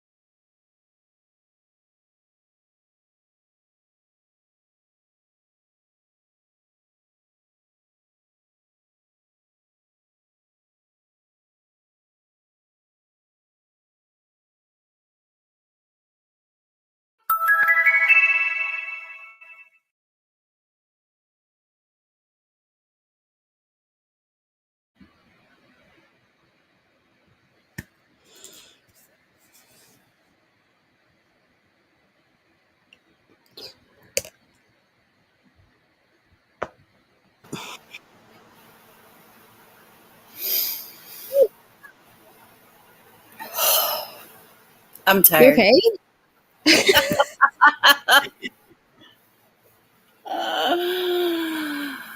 How did we do? Good. I got to 42% of my cozy mystery. I was 25%. So pretty good chunk read. So yeah. I finished my book. I'm sitting at a 4 stars with this one because this one at least like I went in like fully prepared for what it was going to be. Mm-hmm. And like, yes, there's like a happily ever after at the end, or happily for now, whatever. Like the couple is together at the end. But I also liked Warren and Bridget more than I liked City and Ridge anyway, to be honest. Like I was actually excited for this novella because I knew we were gonna get more of like how they got together. I'm not saying that this relationship is not toxic. It is okay. It's real question.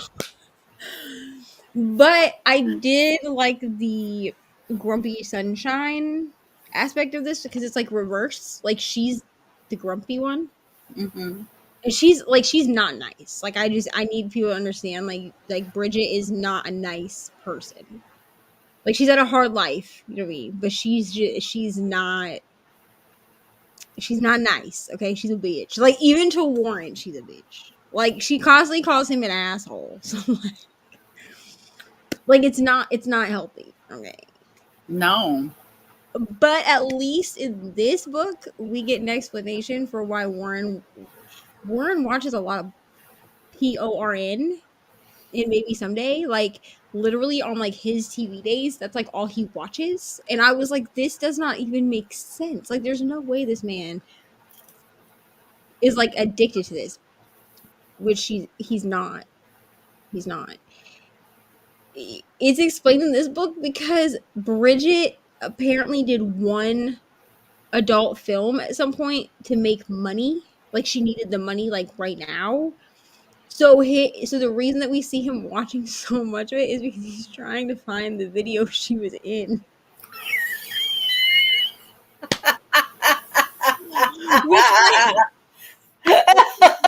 which is explained in this book because he overhears her talking to her sister on the phone, and she was like, I only did one porn and it was literally because we needed money. And then he like lets it slip to her because she was like she like mutes the TV at one point when she's trying to study, and she's like, you get, and he keeps turning the TV back like on like to hear it, and she was like, you get the same experience with the sound off, Warren, or whatever like that. And then he like let slip that he overheard her talking about this or whatever, and she was like, I was basically an extra. he was like were you naked? And she's like, it's a porn, Warren, I wasn't wearing a sweater. He was like, he's like, but I was off to the side. And he's like, so you're just off to the side making out with a guy? And she was like, it wasn't a guy. So like the whole concept of him watching all of this adult content is that he's trying to find the one video that Bridget is in. Sir, because he makes a comment, because like you also see like his interaction with Sydney, from his point of view. So there's some interaction that we see in maybe someday, but we get his point of view, and he's like, he like asks her, he does this in maybe someday too, but when she first moves in, he asks her like, are you opposed to porn? And she's like, I'm not opposed to the concept of porn, but I'm opposed to being in one.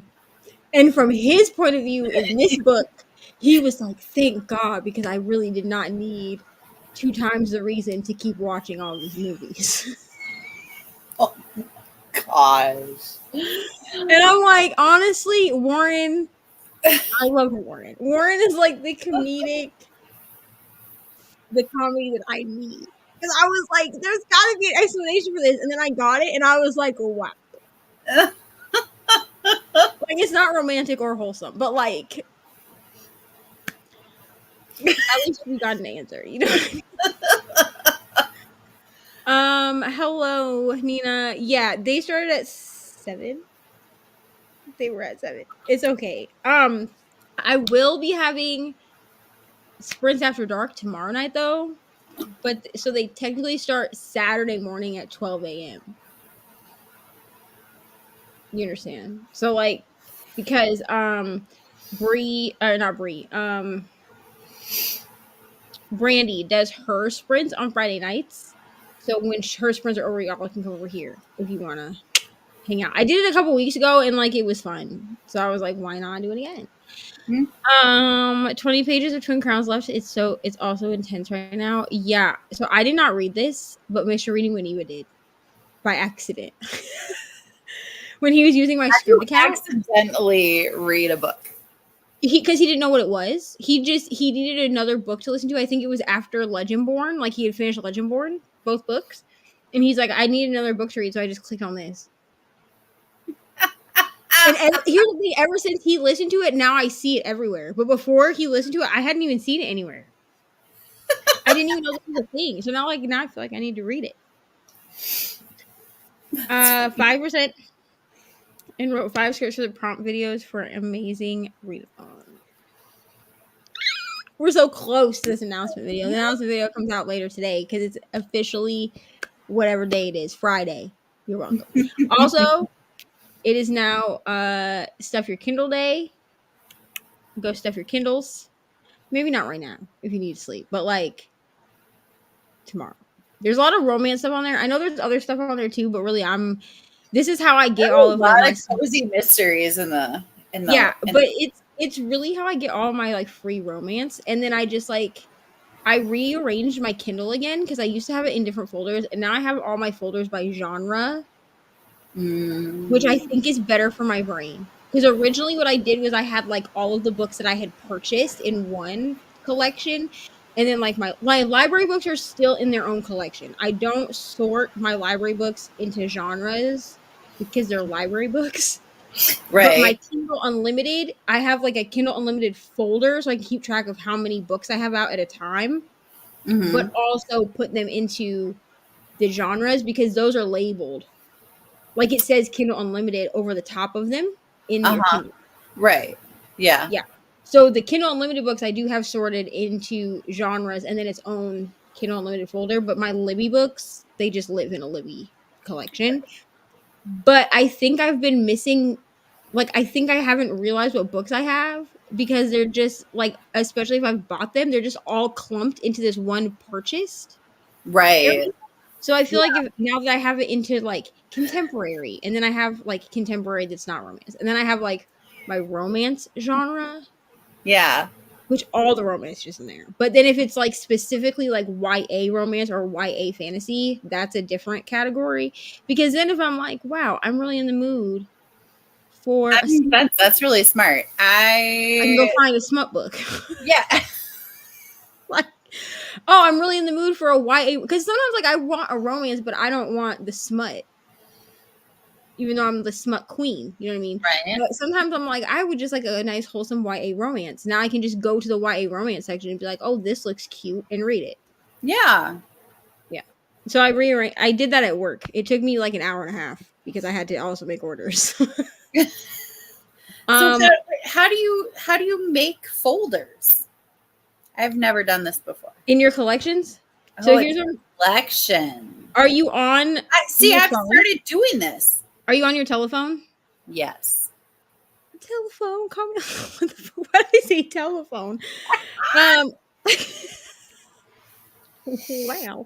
So like mine look like this because I do mine from my phone, and then it's easier to do it from your phone because you can grab multiple things. Really? Okay. So like here's my uncollected folder where it says 144.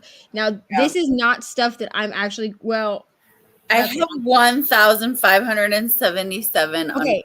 I know it seems like a lot, but it goes quick. Okay, so these top ones, these top ones, like from Gothicana up, this one it was a library book, and I don't have that anymore. But from Gothicana up, right? These are all books that are mine.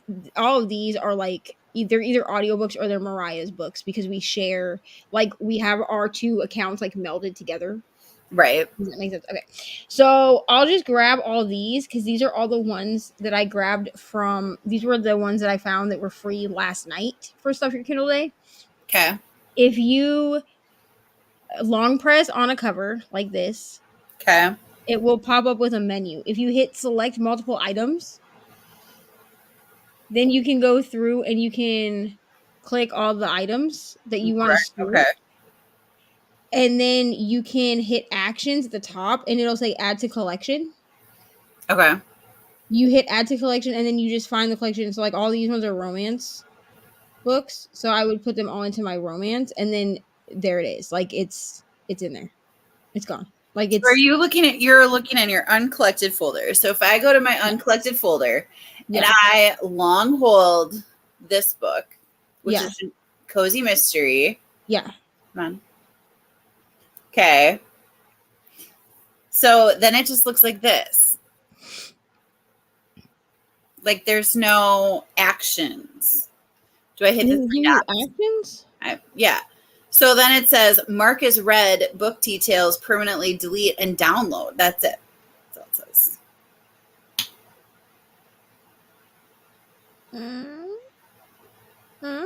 I wonder why it doesn't. Do you have an Android? Do you have an iPhone? I have an Android. Maybe that. I mean, I have an iPhone, so I don't know if that's just like the difference in the app. Maybe. But I mean, even if you have, does it give you an add to collection option? Are you in your collections or are you in Yeah. library view? Let me do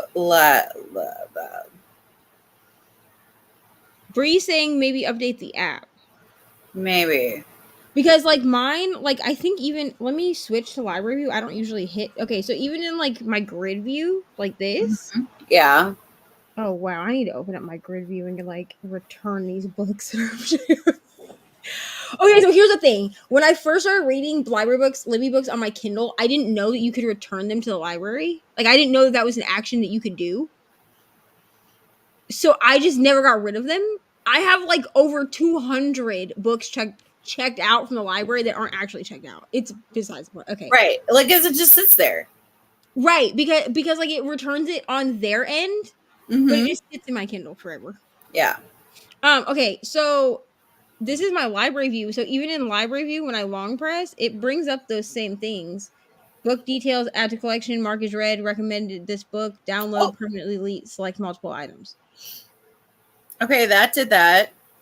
It gave you the select multiple items? Nope, it gave me add to collection though. Okay, so I mean, I'm not gonna lie to you. I didn't know you could select multiple. I didn't know you could do that when I first did this. So I did it one by one. Right. Especially when I was just making my collection folders, because then I could decide, like, because like all my nonfiction stuff goes into the same folder, but my like it depends on what it is. So like nonfiction, like act like a lady, think like a man. Okay, I bought that book when I was 22, but anyway. My dad told me to buy it. I have both of his like Steve Harvey's like romance relationship books. They're trash. Okay, I'm just gonna be honest. Like they're not like what do you mean? Anyway, they're very misogynistic in my opinion. But anyway, like those go into just like a nonfiction folder with like some other like personal development. But like if they're parenting specific, because I have a few that are like kind of comedy like essays that are parenting specific, those go into like a parenting folder, and then anything that's true crime goes into a true crime folder.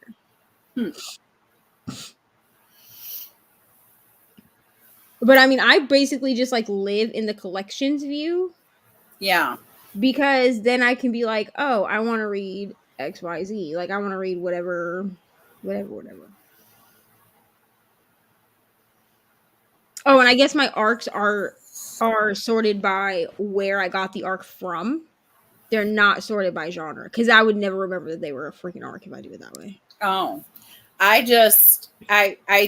did at some point make an arc folder that I didn't remember. But at some point I did. Hold on, I just saw this. Okay, please hold while I fix this. Clearly I'm a moron. This is why Nina was confused. Because I guess I scheduled my spreadsheet wrongly. Oh. They're supposed to be tomorrow. Yeah, okay. So they're literally are telling people that they were supposed to start 20 minutes ago. No, let me fix that for y'all. Oops. Sorry. Okay. What the hell? Okay. Here we go. So they're tomorrow at midnight. They've been fixed now on my end. Sorry about that, y'all. Sorry for you. I'm sorry. I messed that up. I read this. Yes, it's gonna be so fun. I'm so excited. Nina, I'm sorry for that confusion. They're tomorrow at 9 p.m. for you.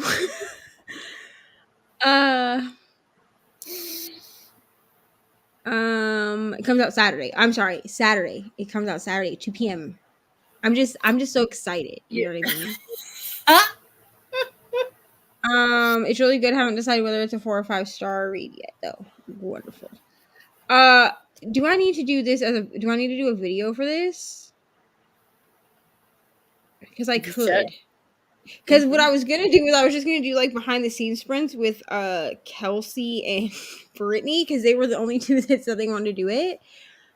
But I could do like especially I could do it tomorrow, like later today, because technically today's Friday. After I stuff my Kindle. Well, today is Friday for me, so I could do it after I do this stuff my Kindle, because then I can. Then you'll have really stuff to you have to sort. I'll have like a bunch of shit to sort.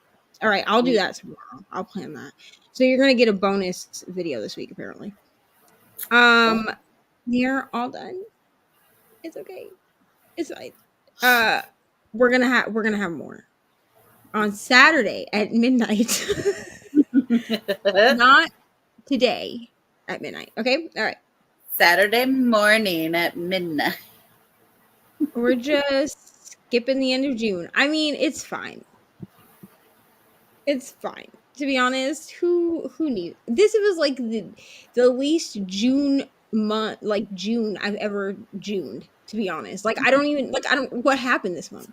To be clear, It just went off the rails. yes, I'm gonna do a video. I'm gonna do a video to show y'all how to do the Kindle. I'm really gonna do it like later today, because I'm gonna do, or Friday, whatever. I'm gonna do it on Friday, so it will. I'm probably gonna record it and then just post it, because I don't. There's not really anything to edit with that, unless like Ari is really loud in the background, because it's pretty straightforward. Mm-hmm. How to do it, but what I am going to do is I'm going to show you how to do it on my iPad, because the iPad and the phone are pretty much the same. I do not, unless I have like one book to sort, I do not sort my Kindle books straight on my Kindle. It takes way too long, because you cannot you don't have any option of selecting multiple things. So if like your Kindle is the only way to do it, I would literally, I honestly only have the Kindle app on my phone and my iPad for sorting. I also have it on my iPad because I take screenshots of the covers for my book journal. Mm-hmm. Because they're not pixelated like they are if I grab them off of like Amazon. But otherwise, like the main reason that I have the apps is because I sort my Kindle books into whatever, into stuff, into collections. That's what I'm trying to say. But you can, like, you can name the collections. I do kind of wish that you could do like a collection inside of a collection, which you can't. Yeah. Just because if you could do that, then I would actually have less folders. Right. Because I would have like romance, and then inside that like historical romance, YA romance. Yeah. Like, you know, but you can't do it that way. But the way that you can do it is nice anyway. And then I just have it in like alphabetical order by title. I think you can also do it where you can see it like by the last one you opened or something. Which, by the way, I have 9 cozy mysteries. I did not even know I had that many cozy mysteries. Start reading. Like, because I've only read one of these, which is 28 and a Half Wishes, that is a cozy mystery, in my opinion. It's a Rose Gardner mystery. It's just too fluffy. From what I remember, it's just like way too fluffy for it to be like 28 and a half wishes. Yeah. I've And never it heard used of that. go look it up. You know what? It might even still. I wonder if it's still free on Amazon. It used to be free on Amazon. That's how I got it. It was a free book. Rose Gardner mystery. Okay. Yeah, and there's like a Oh, whole. look at that! I purchased it on September 27th of 2013.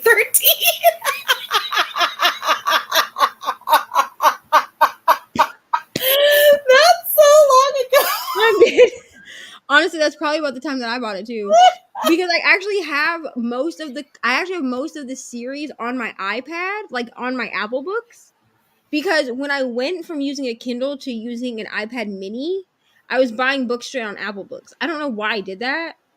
Because I need to go through my Apple Books and see which books I need to repurchase on my Kindle, because I don't read on my iPad.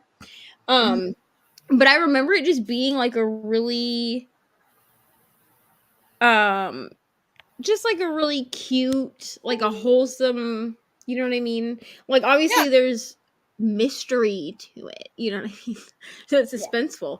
But yeah, somehow I ended up with nine cozy mysteries. Who am I? Like, when I was sorting things, I was like, wow, I didn't know I had that many.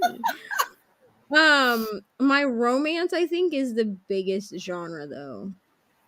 Oh, actually, I have 169 magazines. Just so everyone knows, these magazines are from 2000. Let's see, they start in 2000 and wow, I have so many magazines. 2012. I just have magazines from 2012 to 2016. They're like Cosmo. Because you used to be able to, like, I don't know if you can still do this, but you could get like subscriptions to magazines on your Kindle. Right. Yeah. So I stopped getting them in the mail. So I have Cosmo, and I have, like, I almost want to go back and like read these. Like, I have one from that had Ariana Grande on the cover from 2014. And then I have US Weekly. Like, like I have the Us Weekly from December 16th, 2013, which was the year that oh my god, what is his name? The guy from Fast and the Furious passed away. Paul Walker. And he's on the cover. Oh. I will never get rid of that one. But like, why do I have like 200 magazines? Yeah, but book genre wise, my biggest collection is romance, and my next biggest collection is YA fantasy. I have a lot of nonfiction too, 42 nonfictions. I'm amazed by how many nonfictions I have. Okay, but Steph, my Kindle video is popping, so I highly recommend doing a video with that title. I think what I'm gonna here's what I think I'm gonna call it. I think I'm gonna call it like, I'll put Stuff My Kindle in it, but I think I'm gonna put like Organizing My Kindle Library, Stuff My Kindle Edition. Mm-hmm. You know? Yeah? Okay. Mm-hmm. I mean, I'm gonna be up so late tonight because I have to go finish the kitchen, and then I'm coming up here to like look at Stuff My Kindle books. And I'm gonna do it from my computer because it'll be easier. Oh yeah. Hello, Elises. Yeah. Hello, Jessica. We're about to leave, y'all. I love you so much. I know. This was my mess up, to be honest, because I clearly scheduled 2 different videos on the same day. You did. So that's my fault. But we will have more. I will have more sprints on Saturday at midnight. They're probably gonna run from midnight to 4 a.m. like they did last time, because that's when I start to get sleepy. Yeah, that's what we're gonna go with. I need to sleep because I have a 5-hour drive tomorrow, but I can't sleep. Isn't that just was me last night? It was like 3 o'clock in the morning, and I was like, "Why can't I sleep?" And I had to like teach this morning. Like, I had summer school. Bro, Ari is so mad that she didn't get to go to summer school. Like in our district, was fun. they don't give you like a summer school option for kindergarten. You Uh, have to be in elementary school, and here kindergarten is not in the elementary school; it's in the early learning center.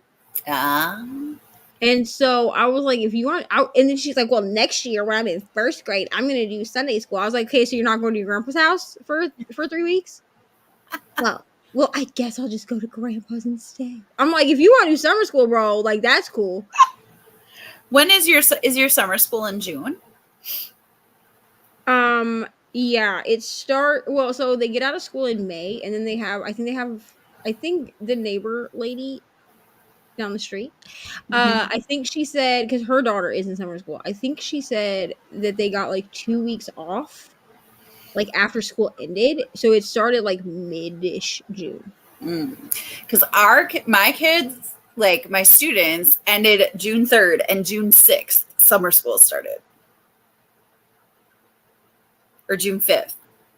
Dang, they didn't even get like a couple days off. They were just like, it was 3 weeks of like summer school was 3 weeks, and that was it. But like, yeah. Also, in that last sprint, I may have ordered 2 Kindle sleeves. Well, technically, one is not a Kindle sleeve; it's too big. Okay, so Jan, who I was talking about earlier. I don't know if you were on yet when I was talking about Jan. But Jan, she has like a readathon that she does in August, but the last day to order the sleeves that she has, because she made them with Happy Go Lucky sleeves, like they collabed, but the last day to order the collaboration sleeves is Saturday. So I was like, I have to order one, but she was out of the mini size, which is the size that fits a Kindle. So I had to they only had like the max size, which fits like a large like a hardcover book. But here's what I'm thinking. I could use it for my iPad. Yeah. So I'll put my iPad in it. And then it has a pocket in the front. So I could, if I only need one sleeve, I could slip my Kindle into the pocket. But also she had a Hello Kitty sleeve that did come in the mini size. So I ordered the Hello Kitty sleeve for my Kindle. It was between that one or like the Taylor Swift one that she had, and I was like, I love Taylor Swift, but I'm not a stan like a lot of people. You know what I mean? Like I love Taylor Swift, and like I listen to her music, and like I jam to her music, but after like Reputation, like I have a few songs after that I like. Like I liked Antihero and like a few other ones. You're on Your Own Kid is good, but it's just like not my vibe.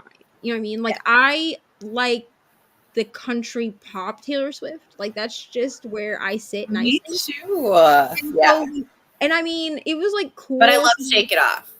Oh, me too. That's Ari's favorite Taylor Swift song. Like, yeah. Shake It Off. One day I will record her dancing to that song because it's hilarious. Anyway, I just like when everyone was getting like Eras tickets, like I was like, that's cool. Like I liked living vicariously through everyone else. I just didn't care to get Eras tickets. Right. Like I didn't care to do that. So I was like, this is a cute case, but like how often am I going to use like cover, but how often am I going to use it? Yeah. The Hello Kitty one will live in my backpack. Right. Like I will literally be on sprints just like pulling my Kindle out of like, why is it in the case at my house? Yeah.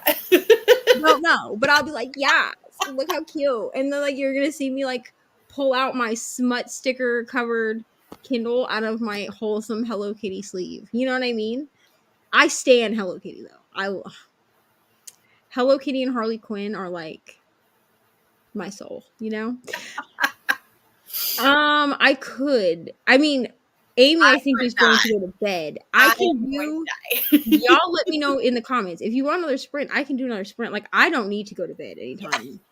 You are, to be honest, like to be real, I will be up until 5 a.m. just because like that's my schedule. So if you guys want more sprints, I'll do them. It's just that my face will be the only one you see. You know. So y'all let me know in the comments. The chaos has ensued, so you've been warned. We can do after dark sprints tonight and tomorrow for all I care. You should probably go to sleep. Bree. Yes, you should, because you have to drive. 5 hours is a long time. I literally don't have to Long drive. time Like tomorrow, I'll probably try to like take Ari to the park or something, but I don't have to actually drive. Also, I do have this sleeve that I got. The problem, it just says smut slut on it. Here's the problem though, is like my Kindle doesn't fit in here with the case on it. Oh. Like, So what fits in there? well, see, here's the thing. If I pop the case, it fits. So like, because I was like, okay, so is this just like a defective Kindle? Like does the sleeve actually not fit a Kindle very well? Like, but I also have the signature edition Kindle. And some of the sleeves, especially if they're like older sleeves, because I bought this used Right. from Brittany from Gigi and Bo. I also ordered these two headbands from her that she'd only worn once, and they're Legendborn themed. But anyway, Nice. they're from Fable Bands. But if I hold on, okay, if I take it, okay, if I take it out of the sleeve, please ignore this. That's where I had a pop socket attached to it at one point.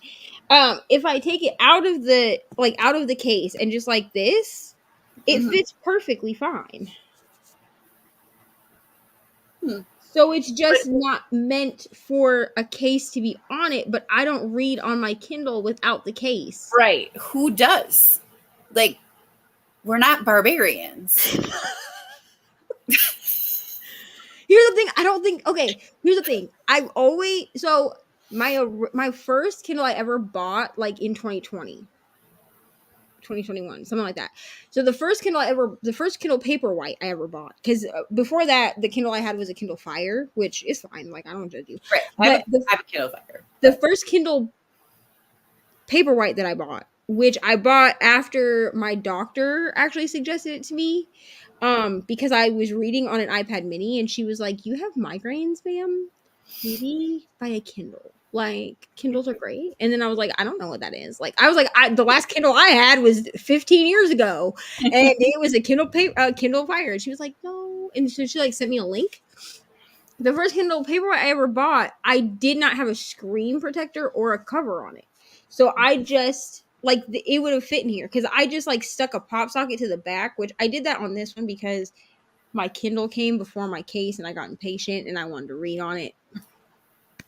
Don't do that. Anyway, so it didn't have like an actual case on it. It was just like this. But then I dropped it like twice. And one of the times I dropped it on concrete, so it like scuffed up the corners, and they were like sharp, bro. Like I had to take a piece of sandpaper and like sand it down because it was like actually sharp. So I was like, okay, well the next Kindle that I buy, so then I replaced that Kindle because the scratch marks all over it were bothering me. So I saved up for like 2 months to buy a new one. Ridiculous. So when I bought that one, I did put a case on it, but no screen protector. Now the only reason that this I don't feel like the screen protector really makes that big of a difference, except that my screen protector gets scratched and not my screen, because I'm clumsy and I drop things a lot.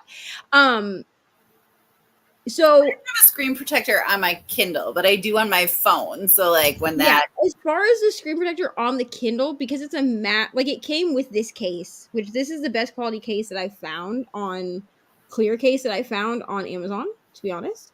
So like I probably will actually switch out my screen protector when the new case comes, because that one I just ordered the same case, like, so it comes with a screen protector.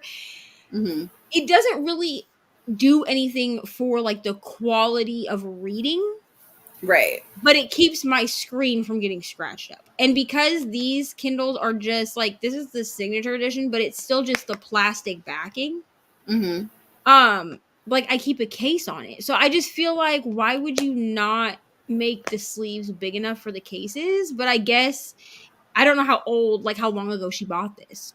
Right. So if it's an old enough Kindle, it might fit like a Kindle, like one of the smaller Kindles with the case on. Right. Yeah. But I have, the signature edition because I wanted the big screen. You know what I mean? You say that as if we hate your face. I mean, you might. Probably not though if you're still here. My book sleeve says, "I feel like fairy tales are just spicy now." I mean, I relate. Nice. Amy does not relate. She does not like smut, but I don't. It's okay. Amy is the one person that Amy and ML are the two people that I will never be like, I'm going to get you to like smut. Like it's just not. It's not in their souls. You know, like Brittany. I don't mind a little bit of spice, but like I'm never gonna go to the dark romances that you like. I just won't go there. She's not gonna read Hooked. You know what I mean? Probably not. Probably not. But the thing is like I read Christina Lauren, and they get pretty spicy. Like not pretty spicy. They get a little spicy. Yeah, but I mean, spice there. Like I can handle that. You like contemporary spice, yeah, not dark spice. Contemporary spice. I'm good with that. Yeah, and I'm at peace with the fact that you will never read that. Brittany, I knew I could get her to do it if I just found the right thing. You know, because she used to tell me, she was like, "No, I don't think so," and I was like, "Do you like this trope and this trope?" And she was like, "Yeah," and I was like, "Okay, so do that, but darker." And she was like, "No," and then I got her to read the whole Whitsex series, which. Yeah, I mean, listen, it's like a thriller with just like smut in it, but like also that's just a jumping off point. Because I was like, if she likes this series, I can get her to read another series that's a little darker, you know? Yes, the 6-inch Kindles. I'm wondering if that's what would fit in here with a case. Because I had a 6-inch Kindle before I had my paperwhite or my signature edition. But I liked the fact that this is USB-C. Do I need 32 gigabytes of storage? No. I like barely have 2 gigabytes of storage on this sucker. And like we know I have a lot of books. So I only want it if it's smutty. Give me 2 or blue and I'm happy. Yeah. So she's talking about Ice Planet Barbarian. Because theirs are blue. Yeah. Ooh. Sapphic Smut is my thing. I really like Sapphic Smut. The other blue that I was like that. I don't know about that. Like I don't know that that's what we're talking about here. Yeah. Well, you know how some people will say, like, romance readers will say, like, if you read female smut, or if you read male smut but don't read female smut, I'm judging you. Here's a little fun fact about me. If I read male romances, they have to be done right, or I don't enjoy the smut. Like female, like sapphic smut, almost always is top tier. The problem that I have with male romances is that a lot of times the ones that get put onto my radar are written by women. And while women are really good at writing men, like straight men, I've read a lot of male romances written by women that are not good. Like they come off as like fetishy. Freaking nose ring is like, I don't know what it is doing. Thank you. Anyway, they come off as like fetishy. Like what a straight woman would imagine 2 men are doing with each other, and I'm like, this is not how this happens, bro.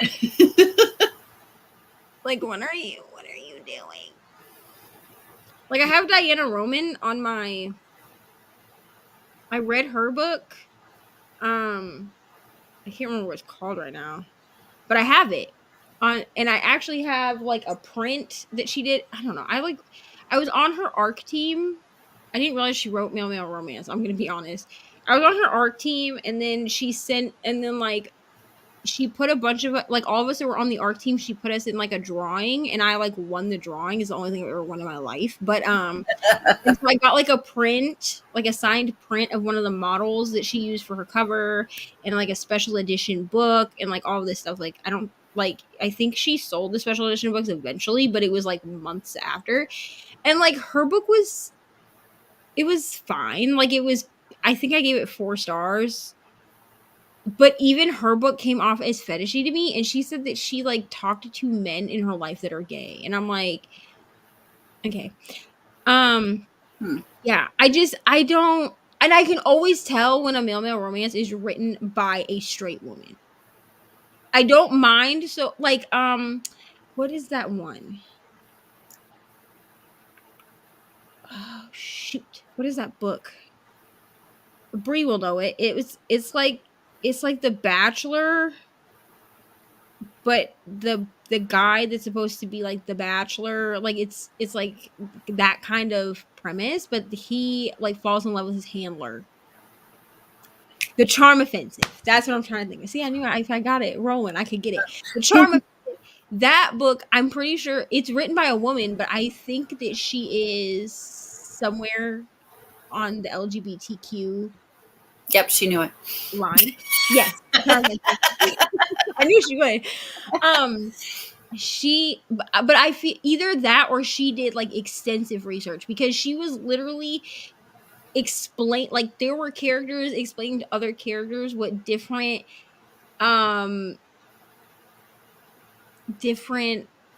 letters in LGBTQ stood for. You know what I mean? Like there was like a whole conversation about like demisexuality and what that was. Like it was like being explained like from one character to another. So I was like, okay, either this person is part of the LGBTQ community, or she knows enough people that she really like sat down and listened to people like speak to her, because it does not come off as fetishy at all, and it's two men. And I love it. I love that book. I love that. I'll read Male Romance if it was written by a queer woman like Melissa Scott. She doesn't write smut though. Yeah.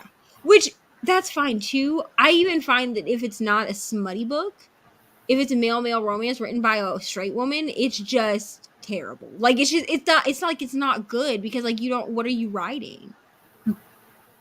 Stop it. Yeah. Mm-hmm. Yeah, I won't read straight women male romance. Yeah. You're right, that one is good. I'm pretty sure she's queer though, which that makes sense, because here's the thing: gays know how fellow gays are trying. Like we all know that we are all trying to find love in the same way, bro. Like gay men are not doing freakier things than gay women. You know what I'm saying? Like it's not a thing that happens, but for some reason, like straight women that want to write male romance write just like, it's like offensive. And I'm like, do you think that this is what men do? Men are just as shy as the rest of us. I'm just saying. That would make sense. Delilah Green doesn't care. Read that. Read Delilah Green doesn't care. That is a great sapphic romance. That is a great sapphic romance. I'm trying to think. Did I read any sapphic romance this month? I don't think I did. Ooh. That one's not really smutty though. I mean, and technically, I think the only one that I read this month that was like that could be considered sapphic romance. Well, no, what is that book? It's a Christmas book, but Kiss Her Once for Me. I thought that was really good. I thought it was good. It gave Delilah. That was a book of the month book, wasn't it? I think so, yeah. But I mean, I read it this month. I read a Christmas romance in the summer. I mean, Christmas I didn't realize that it was Christmas, even though like the cover is clearly snowing on the cover. It's got a Christmas song lyric in it. I know, but here's the thing. So, I was talking about it because I had put it up in my poll, because this month it was all like, Instagram picks my gay reads, right? So the only book, so I only read 2 books before I read Kiss Her Once for Me. I read Hush Little Baby. Thanks, Crystal. I read that. It was not good.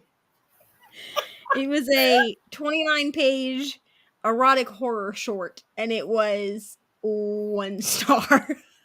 Erotic horror? I mean, Crystal had me. I didn't know that was a thing. She read it, and she was like, can you guys read this 29-page book? And I was like, sure. And it was terrible. Okay. It was not good. Anyway, so then I read Shake Things Up, which is by Sky Killian, and it's a Love It Knockdown. It's like a standalone in a series. Okay. It's a series of standalones. Okay. So this is like the second book, but it's polyamorous. And I gave that one 4 stars. It was really good. I gave it 4 stars because I was expecting it to be smutty and it wasn't. I was a little disappointed. On reflection, I probably honestly would give it 5 stars because like the story itself was really good. I'm probably gonna change my rating because on reflection, I think the reason I gave it 4 stars because it wasn't smutty, and I was upset. Get over your disappointment. But it like in all actuality, like it felt like a 5-star book, you know. Because I'm probably gonna change that.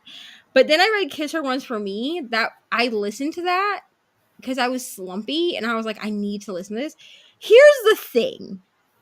There's clearly, I don't know if you're able to see this, but there's clearly snow falling from the sky. Yeah. That is snow. Yo ho, the mistletoe hung where and you I was see. like, and then there's like, somebody waits Christmas for you. lights. Kiss her once for me. And there's Christmas lights across the top of the book. And I was like, yeah, this is cute. And then Reni was like, oh, I'm going to wait and read that in December. And I was like, why would you read this in December? She's like, and I was like, well, I'm going to read it now. And she was like, okay. And then she said Christmas in July. And I was like, is it a Christmas book? But everyone voted for it, so I read it. It was really cute. Like, I loved it. It was 6 stars. Like, it was 6 stars for me. Like, it was an 11-hour audiobook. Like, I loved it. I laughed. I cried. I felt the Christmas spirit in the middle of June. Well, I don't really subscribe to that. You have to read Christmas books at Christmas time. I just never do. But me either. But like, but like, if I really thought about it, I probably would have set it aside. Right. Like, in my brain. Like, but then I read a male romance, which was Fake Dates and Mooncakes. You should read that. Yeah. I think you will like that book because it is, I don't know if it's, I'm pretty sure it's technically YA because it's 2 teenage boys. There's no smut at all. Like, it's like a K-drama in a book. Like, I think they kiss on page, but it's not even like a makeout. It's like a kiss. It's like, I kissed him under the street lamp. It's like that kind of thing. It's not like I make out of it. It was so good. 264 pages. I got it from my library on my Libby app, and it was so good. Like, I read it and I was like, Amy should read this book. Just because there's no sex at all. Like, it's just sweet. Yeah, it was just so sweet and so cute. And I mean, I cried at the end. I'm not gonna lie to you. I gave it 5 stars. Heartstopper meets Crazy Rich Asian. Yes. Do you know what? I just read Heartstopper this month. Read this book. Read Fake Days of Boogie. Please, God. And then tell me all of what your thoughts are. And if you hate it, don't tell me that. Okay. Because I loved it. Like, even with the third act conflict, I loved it. But see, and then I read Red, White, and Royal Blue. I gave that one 4 stars because I didn't feel like the representation was there. Like the BIPOC representation, like the POC representation. Didn't care for it.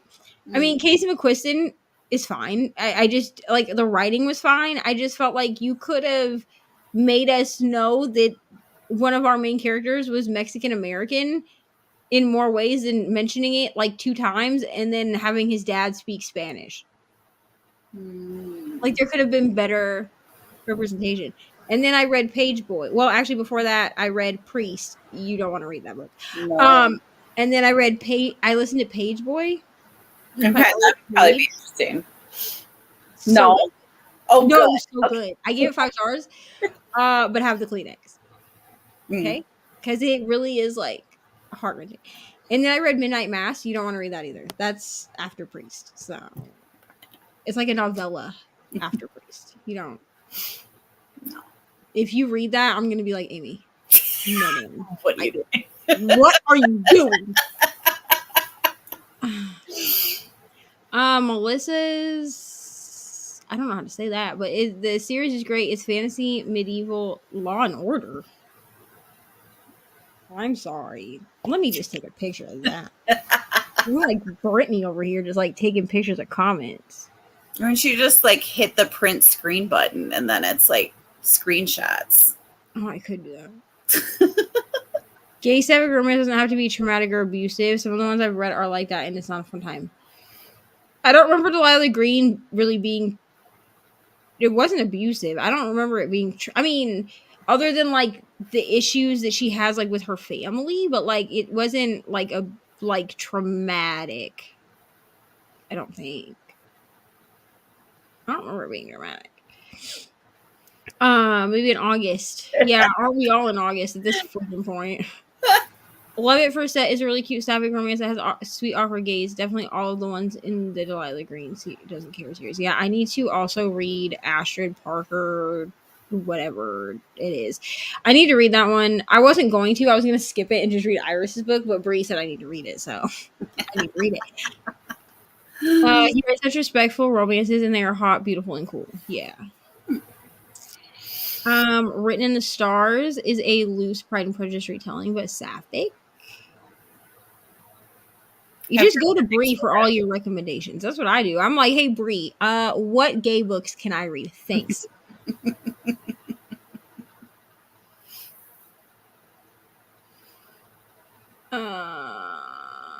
Before pausing a book. Yeah, okay. Everyone's saying hello to each other. My friend wrote a book called Finn and Rye and Fireflies. It's a male of male loves male. In my head, I saw MLM and I was like, multi-level marketing. I did too. Actually, I was like, I will check out this book because here's the thing. I like Fake Days and Mooncakes is written by a woman. I'm pretty sure Shirley is a woman. And she did great with it, but it's definitely like I've never read or watched Crazy Rich Asians, so I can't really speak on that. I have read Heartstopper. It definitely has Heartstopper vibes. So if you liked Heartstopper, you'll like it. I did. It was sweet. I actually read the first two. Brie, you need to read Midnight Mass, bro. But I will say this.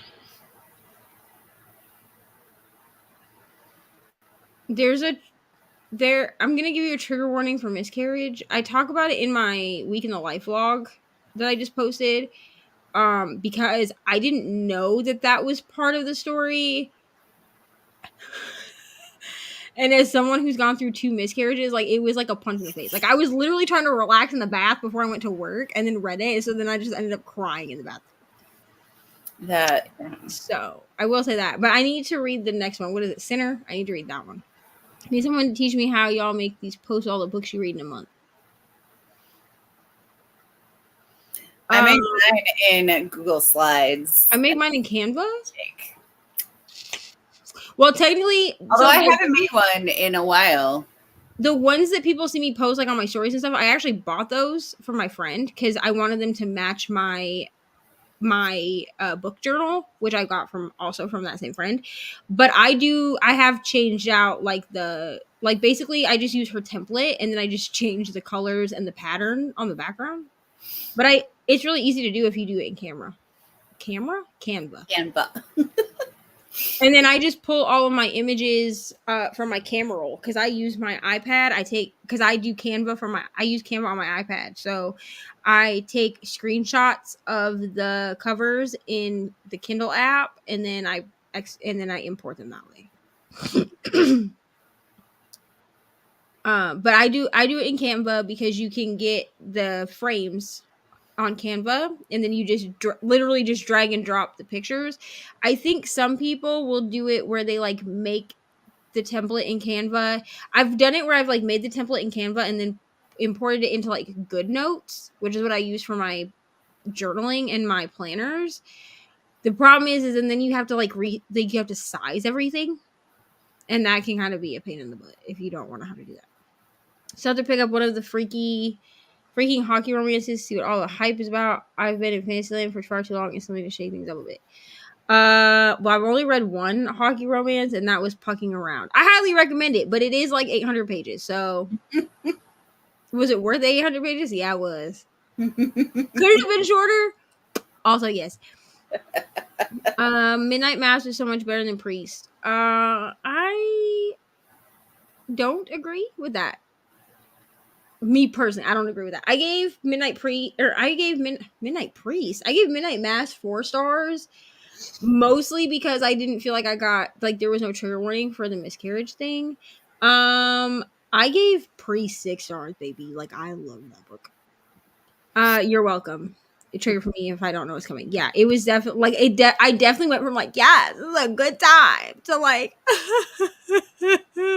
crying in the bathtub, bitch. Like I was yeah, miscarriage. Like I have found out through reading dark romance, I have very few triggers. Like I have far less triggers than I thought I did, but miscarriage is definitely one if I'm not warned about it. So, if that's a spoiler for other people, I apologize, but I just feel like you should know. You know? Yeah. Well, that's a trigger for a lot of people. So, and like I just feel like there's enough women that have gone through that. Like we should trigger warn. Yeah. Like if we're trigger warning like drug addiction, like I feel like we should be trigger warning. If we're trigger warning snowballing, I feel like we should be trigger warning. You know what I'm saying? Like, just saying. Just my opinion. I wanted to read Priest this month, but I never got to it. Too many books, not enough time. Priest, there is a audiobook. For Priest. Let me check for you because I don't actually know if there is an audio for Midnight Mass. I didn't read it via audio. Midnight Mass. I did buy the audio for Priest because it's only on freaking Audible. Oh my god, where did I just click? Yes, there is an audiobook for Midnight Mass. Maybe I'll buy it. Now I want to listen to that. Anyway, there is an audiobook for Midnight Mass, but it is only on Audible. So just like with Priest, because Priest is only on Audible, but I believe it's read by the same person, the same people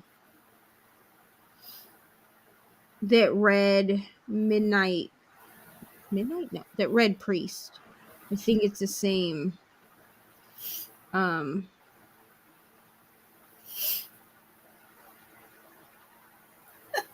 tell you. Hold on. Yeah, it's read by the same. Sorry, it's read by the same. Two. I was reading Jessica's. The two people that narrated Priest also narrate Midnight Mass, but Priest and Midnight Mass you can only get as Audible.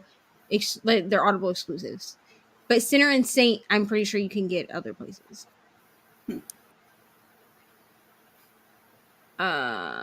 800-page romance. Girl, that's what I said. Here's the thing. I got off Kindle Unlimited, so I didn't actually know how long it was until after I read it. And then I read it, and I had to go put it in my journal for last month. That thing said 758 pages or some crazy crap, and I was like... It was one of like 4 books that I read during my 24-hour reading challenge, like readathon thing. And where I like timed myself for 24 hours, and I was like, what? Like I read a whole fantasy book. And that's not why I'm not in the fantasy mood. Pucking around, take it away from me. I didn't like Priest. I'm in the minority. Yeah, I really did like Priest. I really did. My Hoopla only has the ebook. Yeah. Yeah, because Midnight Mass is an exclusivity to Midnight Mass and Priest for some reason are only on Audible. Sinner and I know Sinner I can get from my Libby from Indiana Libby. So I don't know why they did that. Oh my god. Is this the comment you're laughing at? Ugh. Well, and then the next one. Cannot. Not really. I'm saying. Midnight Mass saved the relationship for me. It saved the series for me because without it, I wouldn't have moved on. I didn't believe in their love and Priest. I mean, I definitely did. I don't know. I was a little bit annoyed by the third act breakup in Priest.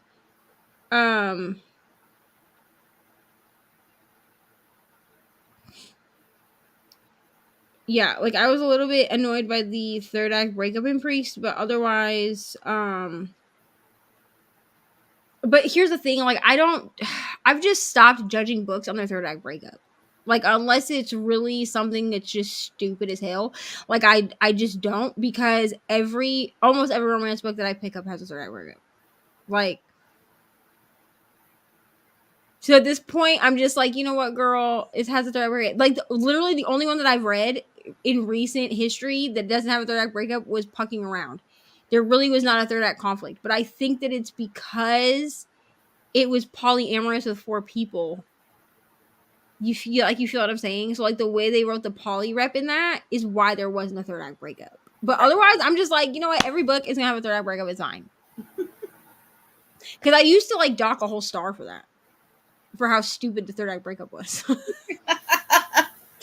And then I stopped doing that when I started reading Tessa Bailey. Because Tessa Bailey is the queen of stupid third act breakups.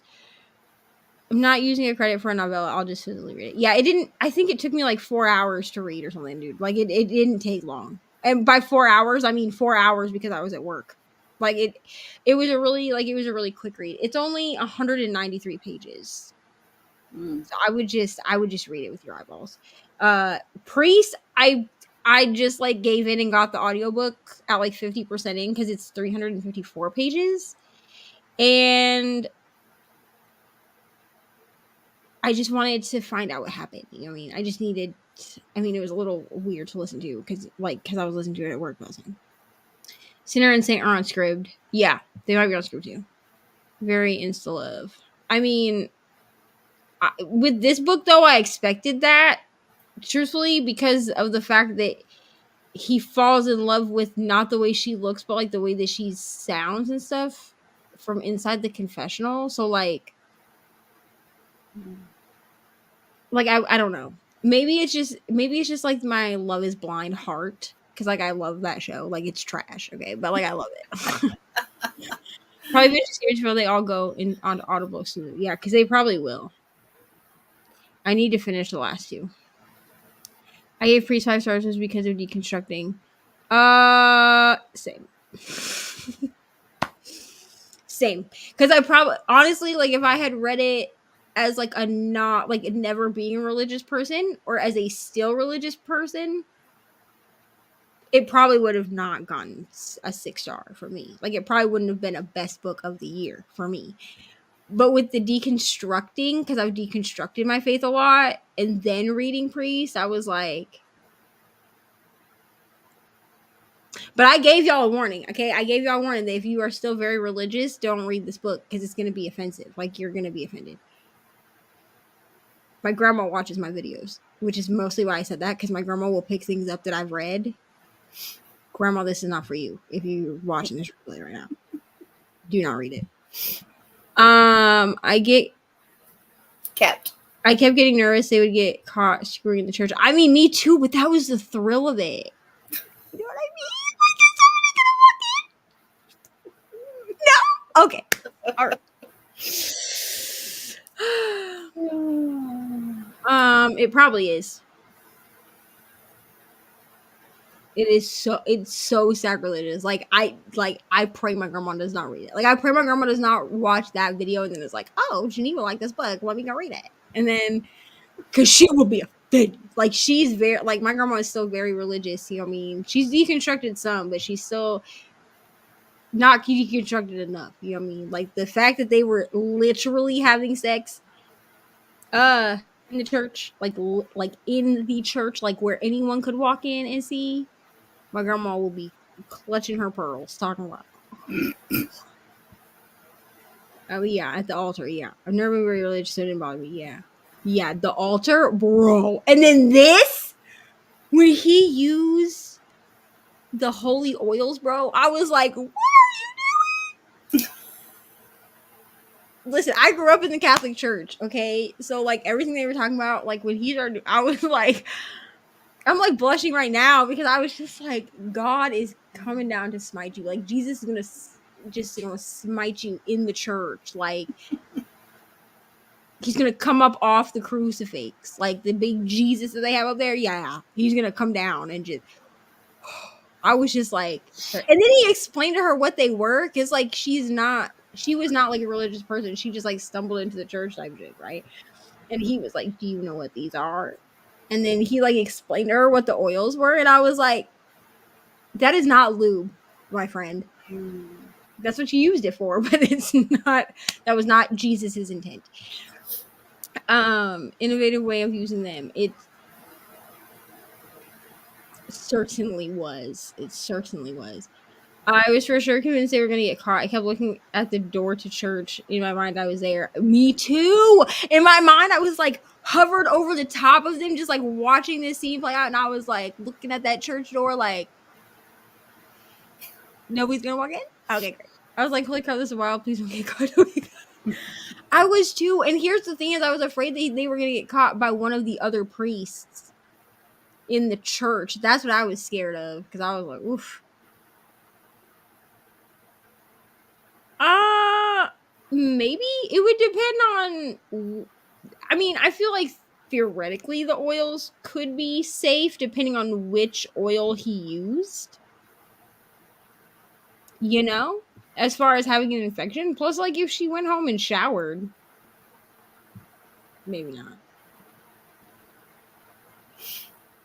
Has had a sex scene where an infection would have happened. Yeah, I mean, it's a book. You know what I mean? We can pretend like they don't get infections in books. You know, just like we can pretend when we read books that you would actually sleep with your orc neighbor. That's a book I read. In I have a Catholic church literally across the street from me. I kept picturing that church as their church. Wild, yeah. The old lady. Oh my god, I loved her. Yeah, she was like one of my favorite characters, honestly. She was in Midnight Mass too, and like I'm not gonna talk too much about it because Brie hasn't read Midnight Mass yet. But she like, yeah, she was one of my favorite. No, we're talking about holy oils. Like Catholic holy oils and priest. That's what we're talking about. She said essential oils. No, not. I mean, Well, I mean, like they are essential oils, but like, I mean, they're made out of essential oil. They were made out of essential oil. Yeah, that's true. I also, I really did like the mom. Honestly, I really liked his family, like in general. Like his family seemed fine. I mean, they were broken because there was a tragedy, but yeah. I mean, I liked his family and I liked all that. Okay, we'll do. Amy's gonna go to bed. I'm gonna go to bed. Yeah, I'm falling asleep. But thank you for hanging out. Thanks for having me. Always. Have a great night. Bye. Bye. Hello. We are going to do probably one more sprint. I'm supposed to expose essential oils to mucous membranes. I mean, true that. Nothing was sacred in that book. Nothing at all. Nothing at all. All right, so I'm gonna set this for one more 24 hour. No.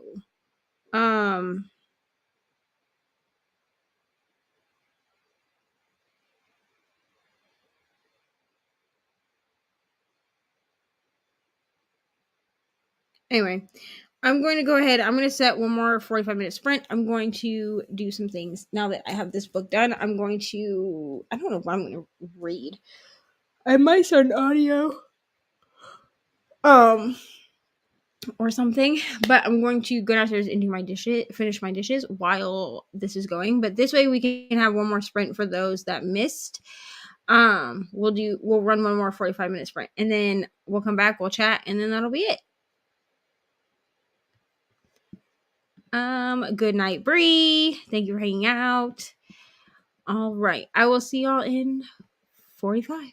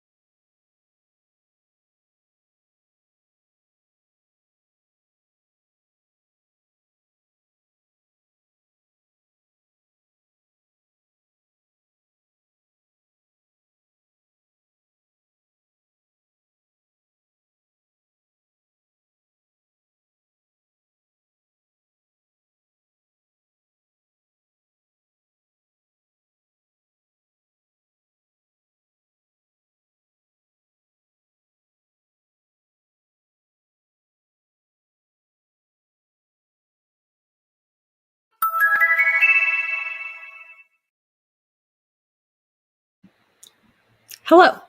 That was the last sprint. I am eating pizza. I got most of the kitchen clean. So, I'm waiting for some dishes to dry, and then I'll probably finish. But how did we do? I did not read during that sprint. Since I finished my other book. I finished Maybe Not. So I did update my vlog though. I think Kiana went to bed. So unless she pops in here, good night, Kiana. Hello, Bragg. For my short and good sleep. I hope you had fun. Yes, it was very fun. 33 pages, 56% done with Dasha's book, 1998 by Tamara Pierce. Wonderful. Finished Twin Crowns. Gave it 5 stars. Really enjoyed it. And started One Dark Window. Wonderful. I need to read Twin Crowns. So I will be having more sprints Saturday morning at midnight. They usually run from, well, they're going to probably run from midnight to 4 in the morning. It'll probably just be me. Other than that, I do have, I will have a video coming out Sunday, I think. I'll probably try to get my vlog out on Sunday, and then I also have my gay vlog coming out next Friday, and then I'm going to try to get my since everybody wants the Kindle, like how to organize your Kindle video, I'm gonna film that maybe tonight actually before I go to bed. But I'm gonna try to get that out by the end of the weekend as well. So that's what we got. I read momentarily to see how far I got. Fair. Got to page 145 of Titanium Nora by Nick Harkaway. Thank you, Nora, for the sprint. You're welcome. So I'm gonna jump off here. Have a great night. I will see all of you tomorrow. Or not tomorrow. I'll see you all on Saturday morning. Brandy will have sprints tomorrow though, so I'll probably be in the comments for those. Wonderful. All right. So thank you for hanging out with me. Love you guys so much, and I will see you on Saturday morning. Bye.